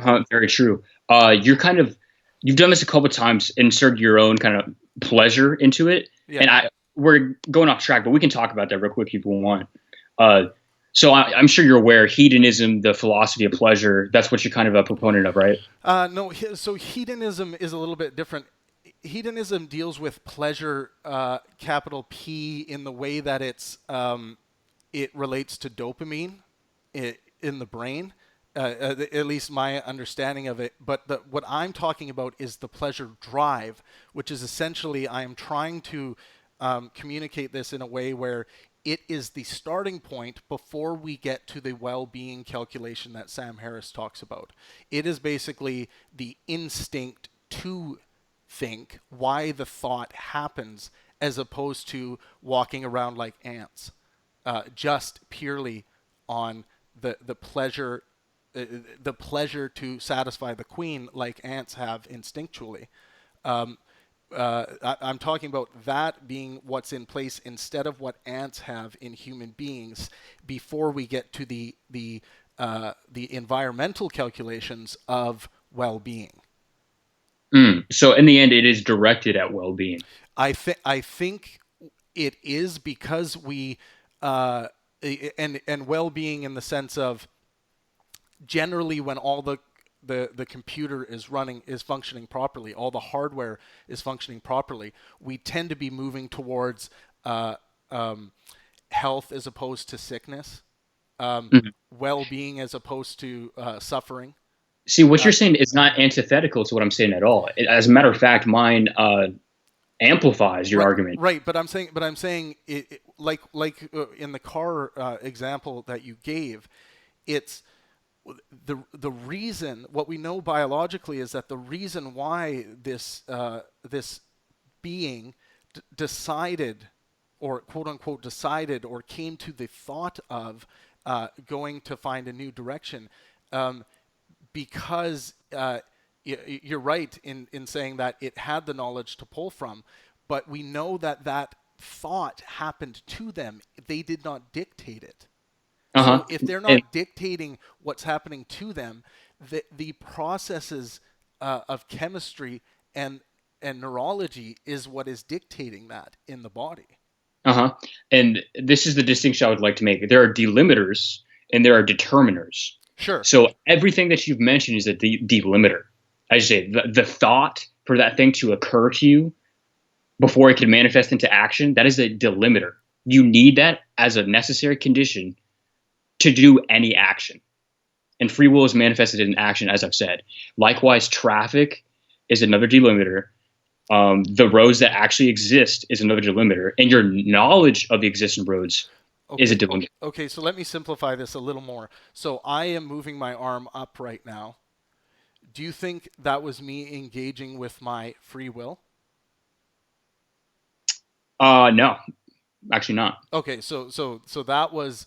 So your claim would be that what I just did was just the chemical processes and neurology in my body dictating. We could that get meta-analytical. I could say your knowledge of this analogy to use against me in this argument is what is manifesting free will. But putting that to the side and not being too pedantic, yeah, I agree with that. Okay, so tell me where something I could do right now that would demonstrate that I am actually willing freely what I am doing. You would, let's say, you want to look up an argument against emergentism as I use it. So you look up on Google real quick. You want to get this knowledge. Oh, so you're okay. So you're making the claim of basically of Dan Dennett right now. Is that not quite, not quite, but you're saying that the fact that your lack of free will is acting on my lack of free will, that is somehow creating some level of free will? No. So I'm failing to steel man you here. Thank you. Knowledge is the linchpin. So essentially, if I could just sum this all up, the only way for knowledge conditions to manifest themselves, the only way for you to notice a difference in how you play guitar in the first month versus like in 5 years is if this form of free will does exist. And how would you qualify that claim? So, there's a difference between having knowledge and not having knowledge. Yes. Knowledge can occur, or there can only be a difference, or knowledge. I'm sorry, I'm getting caught up in my logic. Right. It's on a paper. Yeah. I'll probably have to pull it up.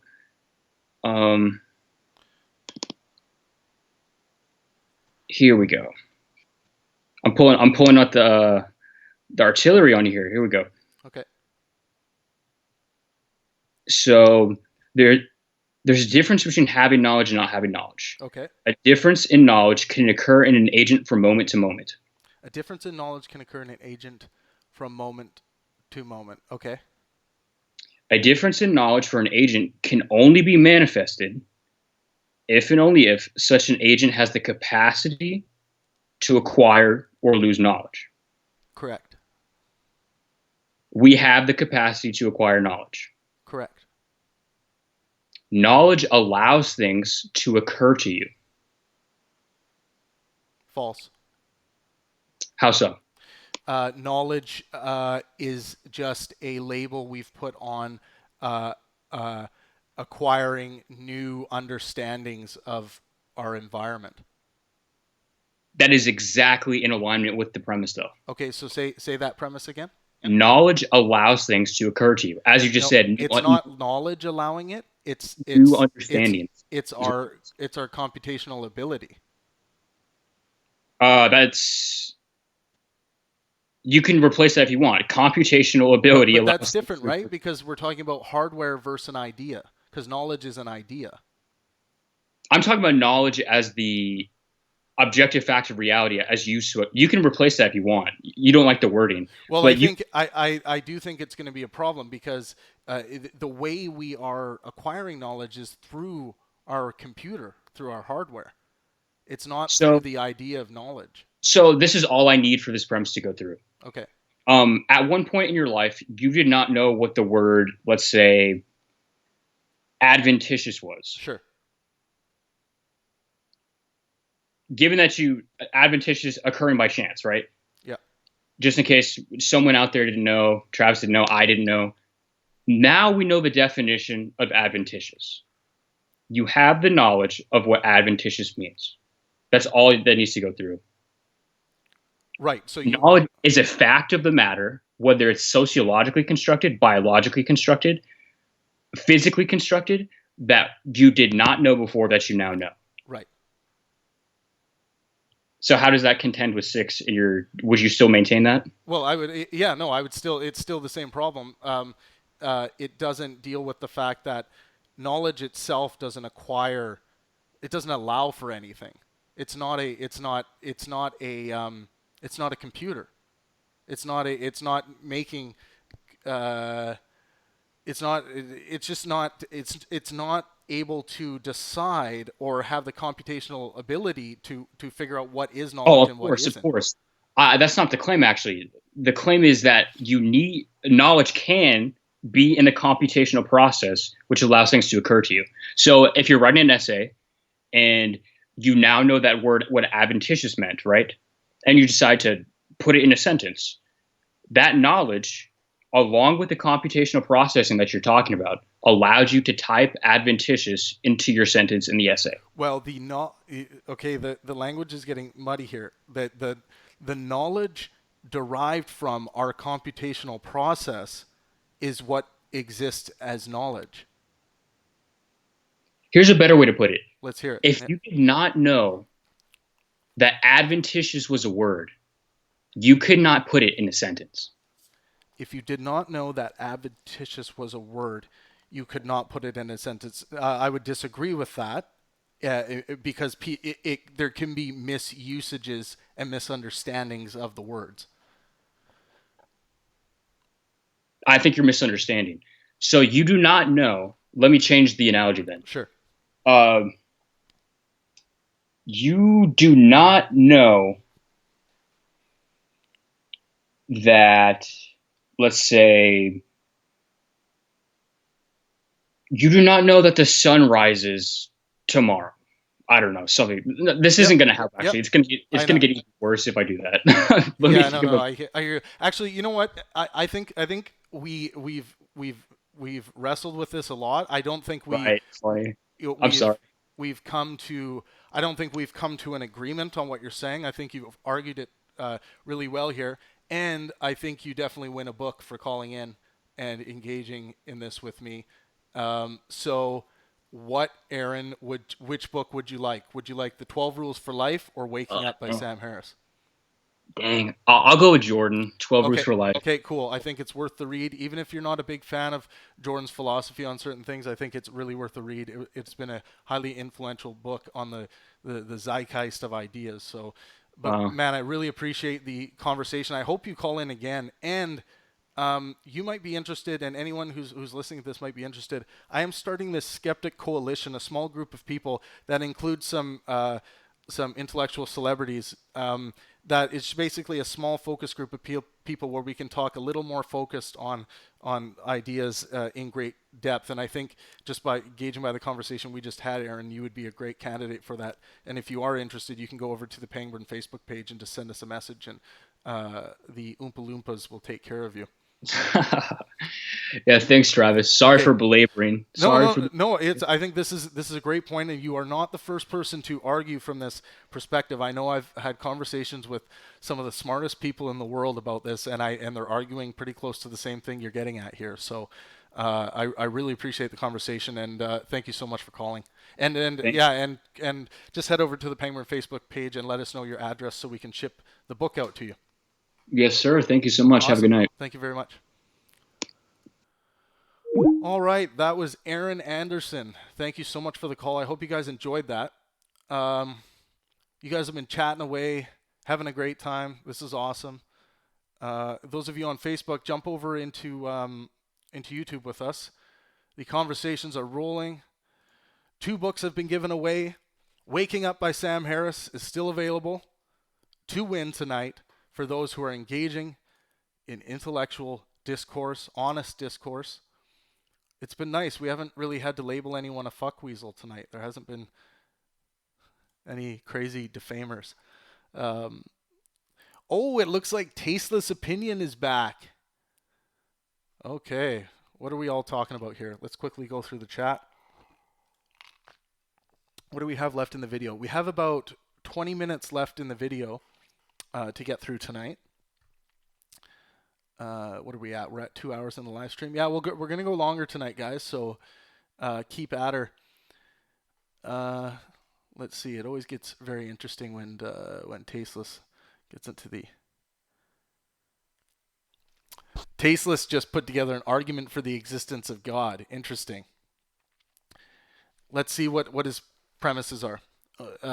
Okay, the description. Only things that actually exist can have a physical effect on other existing things.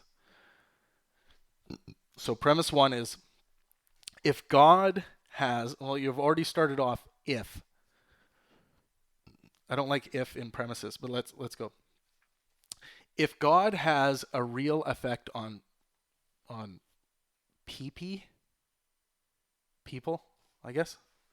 I don't know what he's getting at. Then God exists. If God has a real effect on people, then God exists. So we would have to be able to measure the real effect, of course. God has a real effect on people. Okay, you have to qualify that claim. Therefore, God exists. Tasteless. This is bad. This is a bad argument. So first premise: if God has a real effect on people, then God exists. That's not necessarily true. Well, actually, let's look at it. If God does have a real effect on people, then God exists. Okay, sure, that would be true. Premise two: God has a real effect on people. Um, so real effect. This is where things get muddy. This is basically what Jordan is arguing for: a metaphorical. So it has an effect through what way? You would have to argue how it affects people.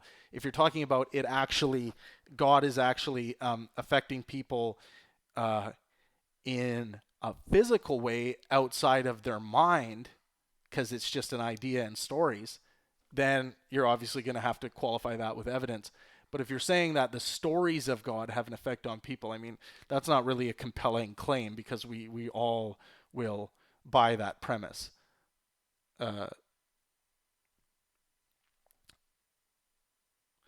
Okay, and then also the way you're using at the end in the conclusion, therefore God exists. The you To clean that up, you should say then God exists. Like you should maybe make this a metaphorical to prove a metaphorical God, because exists means colloquially, and the way we use the term exists is if we're trying to figure out, oh, is you know, does this jar exist? Well, we can measure it. We can measure its properties. We can build scientific models around it to show that it exists. But that's not the same exist that you're using in your conclusion here.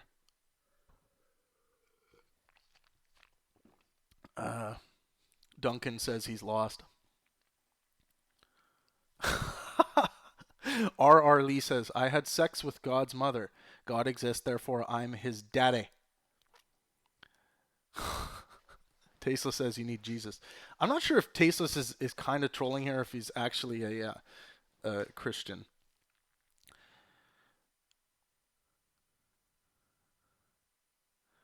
Duncan says Michael Marol says, to reference the Bible to prove the Bible is true is like saying Harry Potter had read adventures. Just look at these books.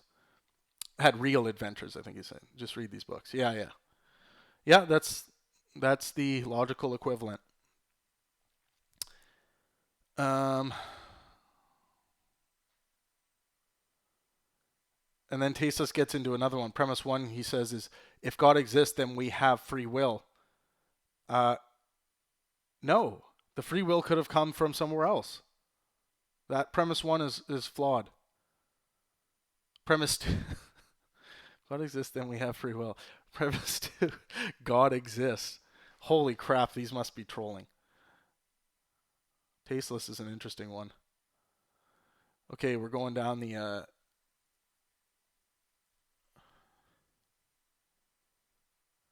let's see here. Lots of good conversation happening here, guys.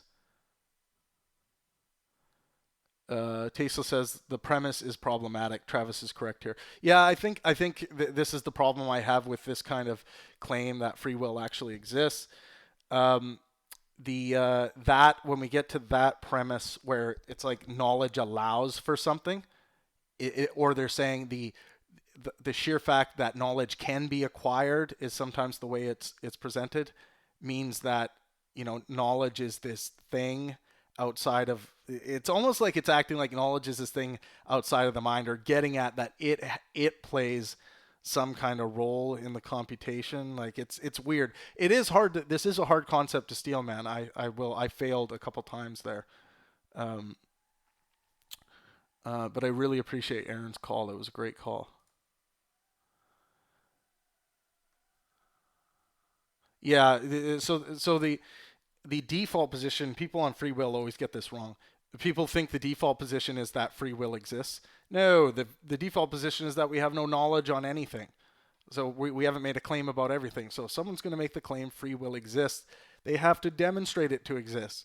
But to go on the other end, to take on the burden of proof, you can claim free will does not exist, and you can make your case for that.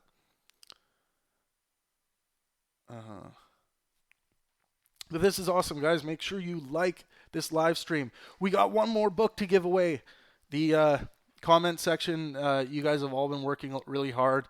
Lots of honest discourse happening here. Make sure you hit the subscribe button on the channel. Please, I need more of you on Twitter. Please go make a Twitter account right now and follow me on Twitter. We need more skeptical minds on Twitter. It's a cesspool of bullshit. We need to straighten people out when they're making bogus claims. There's just so much that goes on there. Goes on Twitter that just goes unchecked. My whiskey is finished. Is anyone else having a drink tonight? Yes, hit that like button. Right on. Good job. All right, let's continue on with the video. With the Arabic subtitles. Shout out to anyone who's reading these Arabic subtitles. It means a lot for me to get these conversations translated into Arabic. If you want to support us, guys. You can go over to patreon.com/Pangburn and become a Patreon. Become a patron. We are going to have more book giveaways happening just for patrons. We're going to start doing a lot more for our patrons because they pay for all the translations that happen. And I really, really appreciate everything they do for the work we do. All right, here we go. Back at it. Well, it does map onto it sometimes, unfortunately, because there are many times when we still face the same kind of threats. In fact, it maps onto the hierarchy that we're trying to climb Sam. here. You wouldn't be concerned about the fundamentalist terror of Islam if you weren't driven by those essentially tribal considerations. No, and I'm not suggesting that it's wrong. It doesn't require, a mere identification with humanity, it can ground not wanting to be murdered by people who are identified with a subset of humanity. I saw Coke Zero and Absolute Vodka and candy corn. Nice. Right? And I meant to say shout out to everyone over in Iran, in Iraq, and in Saudi Arabia, and in India. We have a lot of people watching from around the world. Thank you guys so much. I encourage you to come over to the chat and feel free to engage. We have translators. I don't need to be part of a smaller tribe to care that people will murder me over burning a Quran, right? It's clearly counterproductive that we live in a society where some objects are held with such totemic attachment for irrational reasons by many, many millions of people, where that you should be sympathetic with this. Our free speech is actually canceled on this point, right? Yes. We literally can't produce cartoons. Look, there are scholarly works about the cartoon crisis that don't show the cartoons. We have no argument whatsoever So between us about the lack of utility of certain you don't have to be totalitarian identified presuppositions. as a Christian or a Jew to push back against that. You just have to be a human being that sees the dysfunction of a smaller kind of provincialism. Well, the thing that I'm struggling with is that I still can't understand in what your ethos is grounded. Because you claim like a transcendental rationalism, but... Skeptically Pissed said they're smoking a fatty. I'm going to have a little puff of my... I think I got some left in there. Of my Tangerine Dream. Where's my... I still have some Tangerine Dream left. Total THC, 13.02. CBD, just 0.02. Comes in our nifty little container in Canada. This is going to make me tired maybe, but...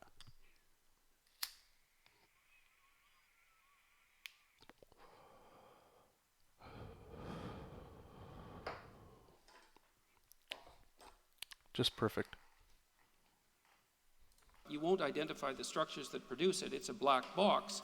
And when I try to push you on the absolute nature of your ethical claim, which is that the bad life is worse than the good life, and that we should, in fact, universally work towards the good life, it doesn't seem to me that you'll accept the proposition that that's a universal claim. It is. Well, should is irrelevant here. It's just the fact that there is the possibility of moving in this space. If you move in the wrong direction, if you move far enough, you'll like it less and less. But why is should irrelevant? Given the mind you have, well, right? Well, I what, thought what that if you should had would- to, what if you had to accept moving in the wrong direction and experiencing less and less well-being in order to get to a better place? Maybe even just to survive. Suppose a population has to endure a generation and a half of misery in order to persist for another 100 Ethically, years. that's a perfectly intelligible circumstance that people have had to face, and it's on my moral landscape, it's analogous to, I mean, we might be at one local maximum or some high point, but we're moving down a slope to get to yet some higher place, right? So some things may only be possible if we made some painful and net unpleasant sacrifice to get there. That's for sure. Yes, and so that can be rationally apprehended. There can be an argument for that. It could be we all have to go on a diet, otherwise we're gonna die of this problem, right? We all have to stop eating whatever it is, wheat, right? It's a hard sacrifice for people who have to stop it, as you know. If that were just true, well then. Ooh, Sam just digged at Jordan's diet there. There'd be an argument for it. There'd be evidence that would convince us. We would stop. We would feel the pain, and we would. It's so going out with Jordan at night, like after an event, like everyone else is like, let's go have a drink, and Jordan will be like, yeah, where can we get a steak at this hour? I love that guy. Get whatever benefit that was on the other side of that sacrifice. But again, you don't have to. It's the utility, again, to bring it back to stories, which is, as you know, not my emphasis, but it is yours. The utility of stories is not something I'm arguing against. I mean, there's no question that certain stories are incredibly compelling, and in our conversation with one another, the moment you begin to frame something in terms of a story, people become much more interested, right? Like if 90% of what we said together tonight were framed, each point we were making as a matter of philosophy or science were framed in, well, actually, yesterday I was walking down the street and I met this guy, who's a terrifying looking guy, and all of a sudden people become much more interested, right? And then that's not an accident. And that says something deep about us that we could understand in evolutionary terms, and we might in fact want to creatively leverage to be better people. Yes. And to have better conversations. Definitely. Yes. So that's what I think. There's nothing that I say in opposition to religious dogmatism and religious sectarianism that discounts that reality. And that's a psychological reality. It's a cultural reality, and I'm not against making the most of it. My basic claim, however, is that we never need to believe that one of our books may not have a human origin in order to do that effectively. You can be just as compelled by the example of somebody like Jesus or some more modern person who strikes you as a moral hero and deeply wise, without believing anything on insufficient evidence. And as you alluded to, purely fictional stories about superheroes can have immense effect on us, and that's something we could understand and also leverage. But again, that takes us out of the religion business, and that's all I've been arguing for. So do you really believe that that the belief in the supernatural aspect of these stories never alters the calculus of what people should do? That the divine nature of a story about Jesus doesn't motivate people to do something that they might not have the courage to do otherwise? The belief that they might end up in heaven because their good work is going to be observed doesn't alter their behavior? What Brett's talking about here is, I believe, one of the reasons why religiosity became so useful. Because if you're asking a peasant to put a sword in their hand and go and fight for the king, that getting that peasant to do that well, or even able to do that at all, if they have this understanding and belief that if they do die in the righteous way, that this isn't the end, they get an afterlife to go along with this, as long as they're obeying their king or obeying their masters and obeying the tenets of their religion that claims to have this afterlife available. I think it's a very, very strong, important tool because no one really wants to die unless that becomes the epitome of pleasure, like in suicide. Well, yeah, I know it alters their behavior, but rather often for usefully. the bad. Well, no, I mean this is what worries me about. I think there's something. There's a profound net negative that we are paying the price for every day by believing in paradise, right? A belief that this life, it probably doesn't matter very much at all. Yeah, Sam went straight to afterlife, which I think is very smart. Because we get what we really want after we die is, forget about the evidentiary basis for that belief. It's. Oh God, Tasteless. Tasteless just made the claim skepticism is the worst religion. Please demonstrate how skepticism is a religion. There are no tenets, there are no dogma. Skepticism just has the basic rule of you believe what the evidence leads us to believe. You are skeptical of claims. You apply your skepticism to all claims to a certain degree. Not cynicism. Cynicism is terrible, but skepticism is not. But try and explain what you mean by skepticism being a religion or the worst religion. It's not a religion. Ruinous for prioritizing what we should be prioritizing in this life. And I agree with that, by the way. Yeah. Okay, well, that's interesting. Yeah. Yep. So, let me ask you this. I hear from you what might be a kind of... Skepticism is not a science. Skepticism is it really is part of science. It's the way to critically question what is being proposed and checking what is being proposed, making sure you're not missing anything. No, cynicism, CYN, cynicism. Of confirmation bias, where I hear that, we've got a mixed bag. You've got supernatural claims. These supernatural claims, we all agree, have effects on the way people actually behave. And you're quite focused on the negative, and you tend to discount the positive, which might be an artifact of the fact that we're talking about the present, and therefore maybe something that's not well matched to these stories, or it might be from the idea that you have the sense that there is actually a bias, that these belief structures do and have always produced more harm than good. And also my sense that the positive can be had without those structures. So if you're talking about the contemplative experience, is it possible to wake up tomorrow morning feeling like Meister Eckhart, right? Feeling like you're just inseparable from the pure capital B. Doorknob Head says wrecked. Sounds like a good name for a colon cleaner. That's just too good. That is consciousness, right? And there's no separate self there, right? A self-transcending union with everything you can perceive, right? I think that can be had without any kind of religious dogmatism. That's just a matter of paying close enough attention to the nature of consciousness. So the contemplative life is one baby in the bathwater we can save.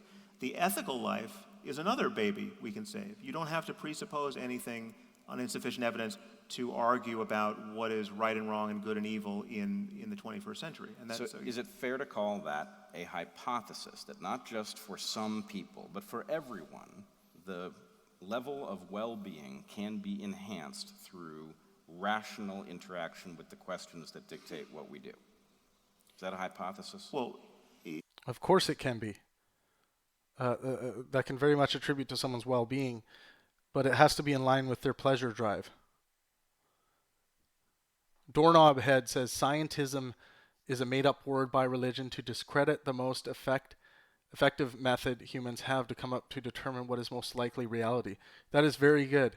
And I am announcing the final winner of tonight's final book that is available. Doorknob Head, you are the winner. Doorknob Head, you are the winner of Waking Up by Sam Harris, an excellent book, a book on well-being. And and Sam Harris is one of the most important thinkers the past 100 years. So, Doorknob Head, you are the winner. Head over to the Pangburn Facebook page.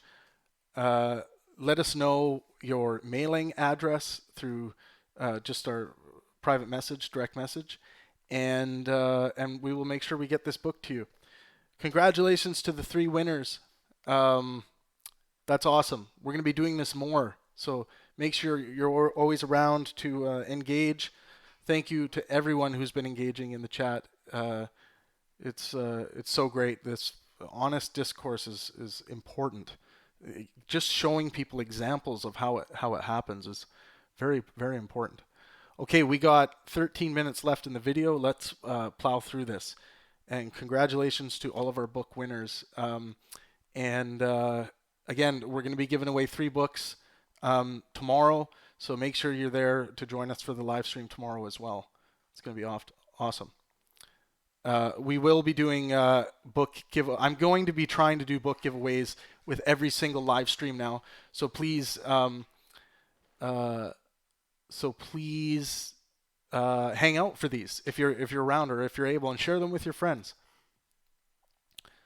That's a hypothesis. The one additional fact that makes that more or less moot is that on certain points, even if we felt that really believing the fiction was advantageous.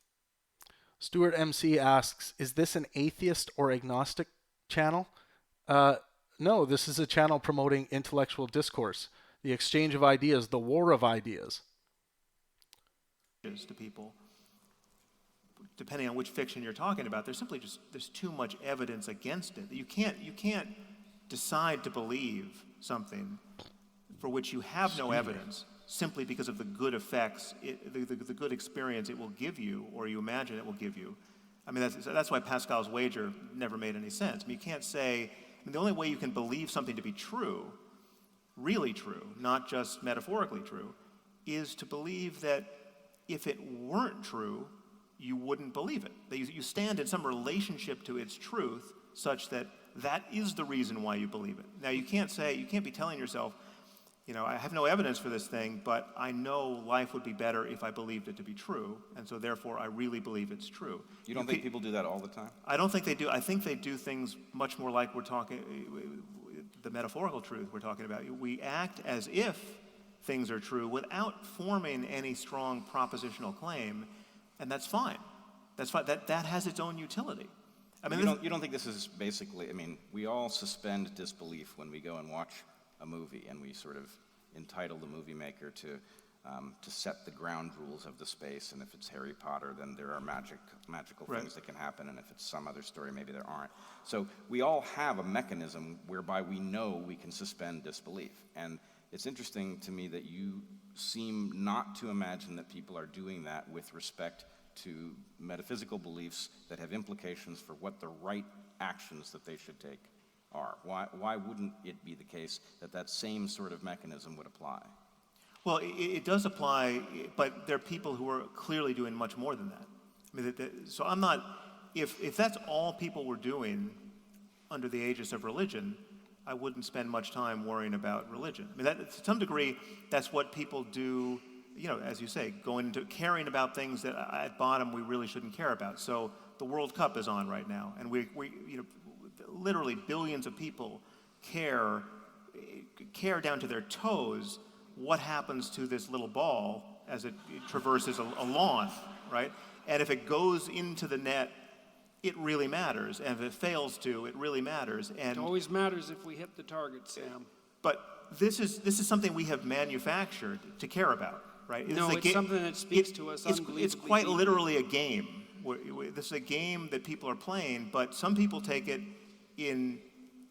taking it further than seems truly rational is part of the fun. But the people who can't turn that off. It's a metaphor. Soccer's a metaphor. Yeah, but there are people who the fullback who kicks an own goal and then goes back to his South American village and gets murdered, right? He's surrounded by people who are taking the game too seriously. Yeah, right? okay, I agree. Yeah, and so my problem with religion is that so This is much a of the great time analogy by we're Sam. meeting those people, and Nailed it. we're not criticizing those. We do see a lot of religiosity in sports, and I get it. The most religious I am is towards my Vancouver Canucks. I will sometimes irrationally believe that my team is going to pull off a win against the best team in the league. Sometimes it works. Sometimes I do. But the difference is obviously you're not believing in any imaginary sky daddy. We have no place to stand to criticize those people because we're so attached to the game. Fair enough. Look, why don't we do this? Why don't we each take 3 minutes to sum up? So I think, we are there. We are at the end of time. So why don't you each take 3 minutes, sum up, and then we'll call it good. Yep. Okay. Sure. Okay. Sam went last. You want to go first here? Okay. So there's lots of things about which Sam and I agree, but the devil's in the details, of course. I'm very sympathetic to his claim that we need to ground our ethical systems in something solid and demonstrable. My problem is I'm not sure how to do that.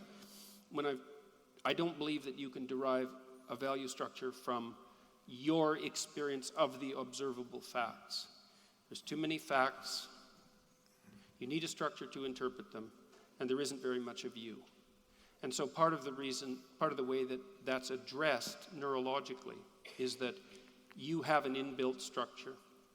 It's deep, it's partly biological, it's partly an emergent consequence of your socialization. And you view the world of facts through that structure, and it's a structure of value. Now that structure of value may be derived from the world of facts over the evolutionary time frame, but it's not derived from the world of facts over the time frame that you inhabit, and it can't be. So the problem I have with our discussion so far isn't really any of Sam's fundamental ethical claims, because I do believe there's a distinction between the hellish life and the heavenly life, say, the life that everyone would agree was absolutely not worth living, and the life we could imagine as good. And I do believe that we should be moving from one to the other. The question is exactly how is it that we make the decisions that will guide us along that way? And I don't believe we can make them without that a priori structure. In fact, I think the evidence is absolutely overwhelming that we can't, and I mean also the scientific evidence. And I would like to go further into the devil that's in those details. And so that's my situation at the moment.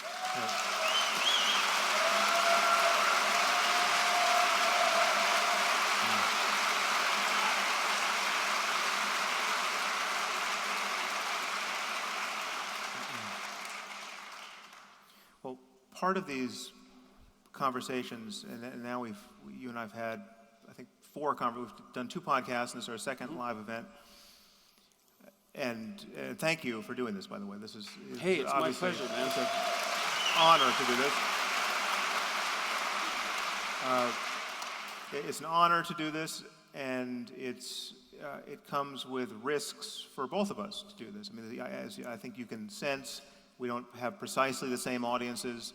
All of you are sort of rooting for one or the other. For those of you who don't know, this is a sold-out house of 3,500 people at this event. That's the roar of the crowd that you're hearing. Other of us, to some degree. Or for the spirit of truth. And yes.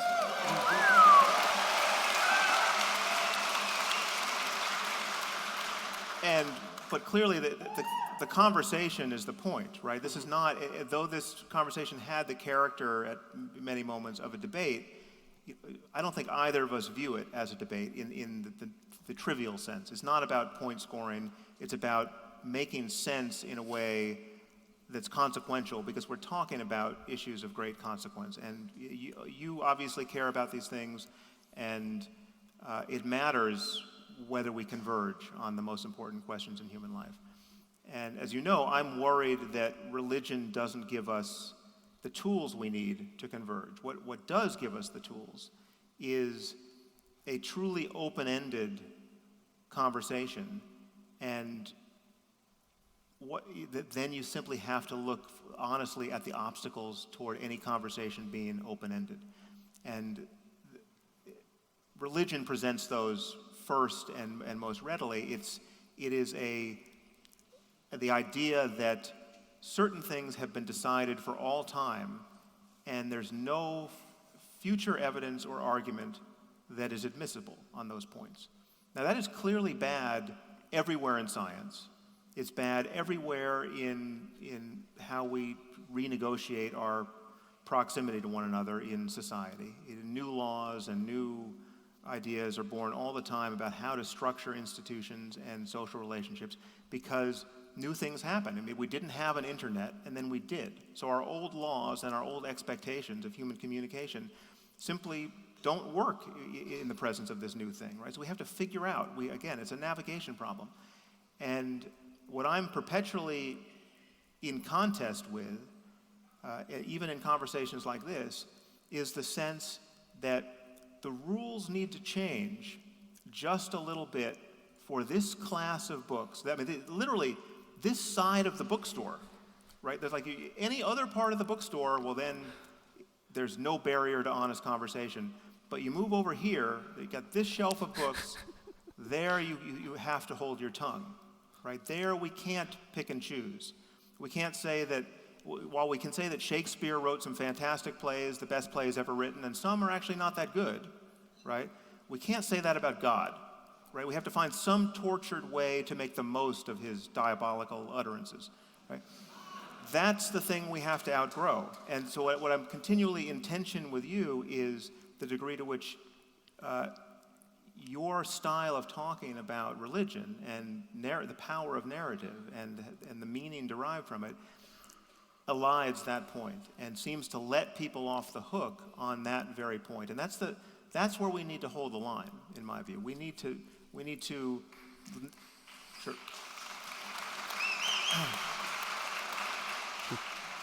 that it has to be clear to us at this moment in history that no one has the right to their religious sectarianism, really. I mean, up to the point, clearly, that there's a World Cup version of it that is benign.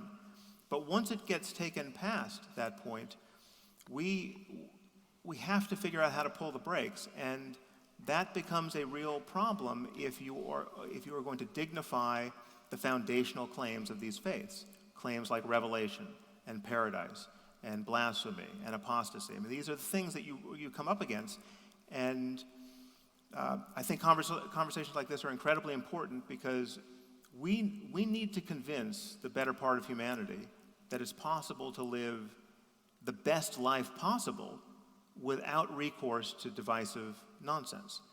And where we draw the line between divisive nonsense and reasoned and necessary discourse is what we're dickering over, and I think it's important that we continue. So, yeah. Hold on.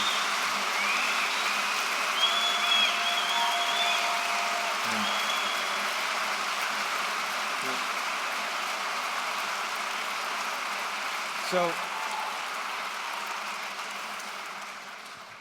in closing, let me say, first of all, I'm tremendously honored that you asked me to moderate these debates. Fantastic. Thank you.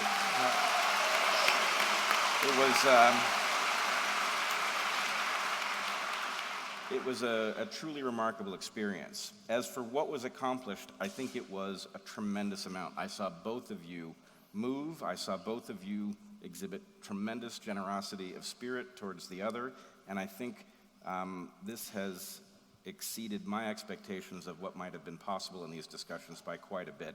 And that also, I will say, has a lot to do with the fact that for reasons I think none of us can explain, a huge amount of people, a huge population seems to care about these issues because they matter a great deal. So anyway, I think this has been a very successful exercise, and I think you can both justly be quite proud of what you've done.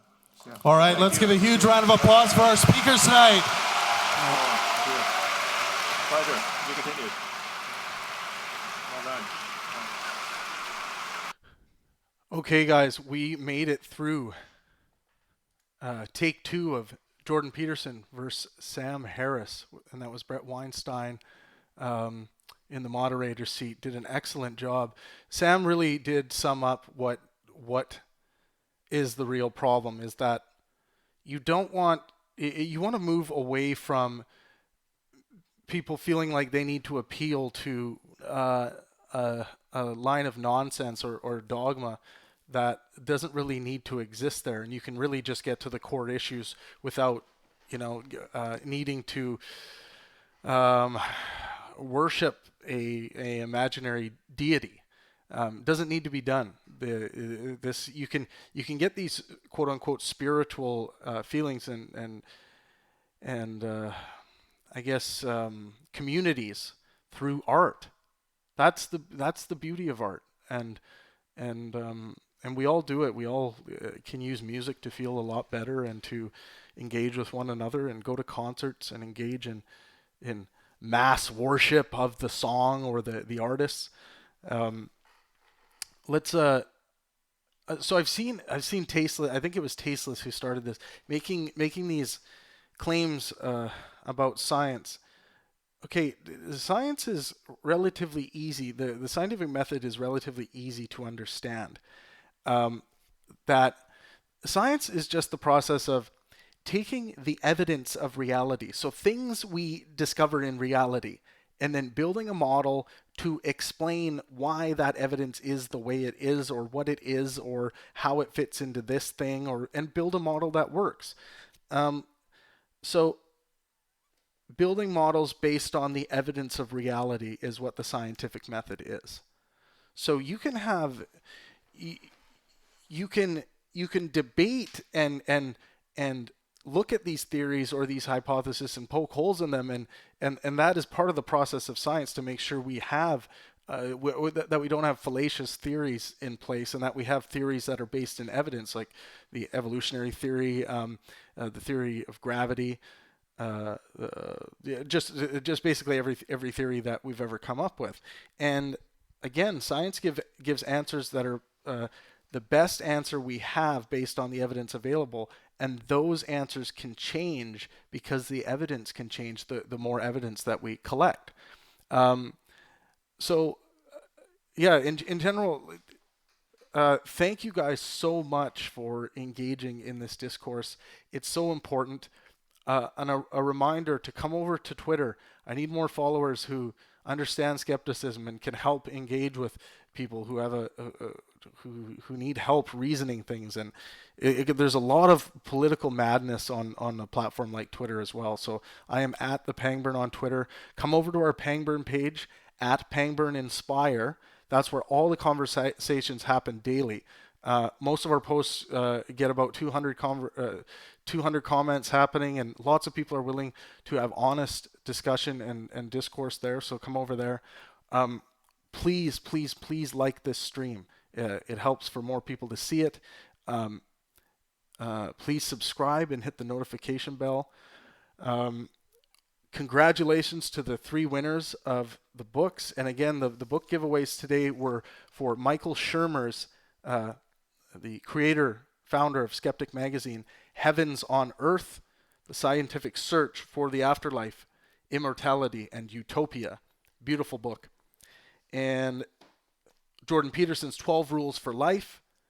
We had a winner win this beautiful book, 12 Rules for Life. I believe that one's going to Australia. It could have been the other one, but of course, the heaviest book I have to ship the furthest.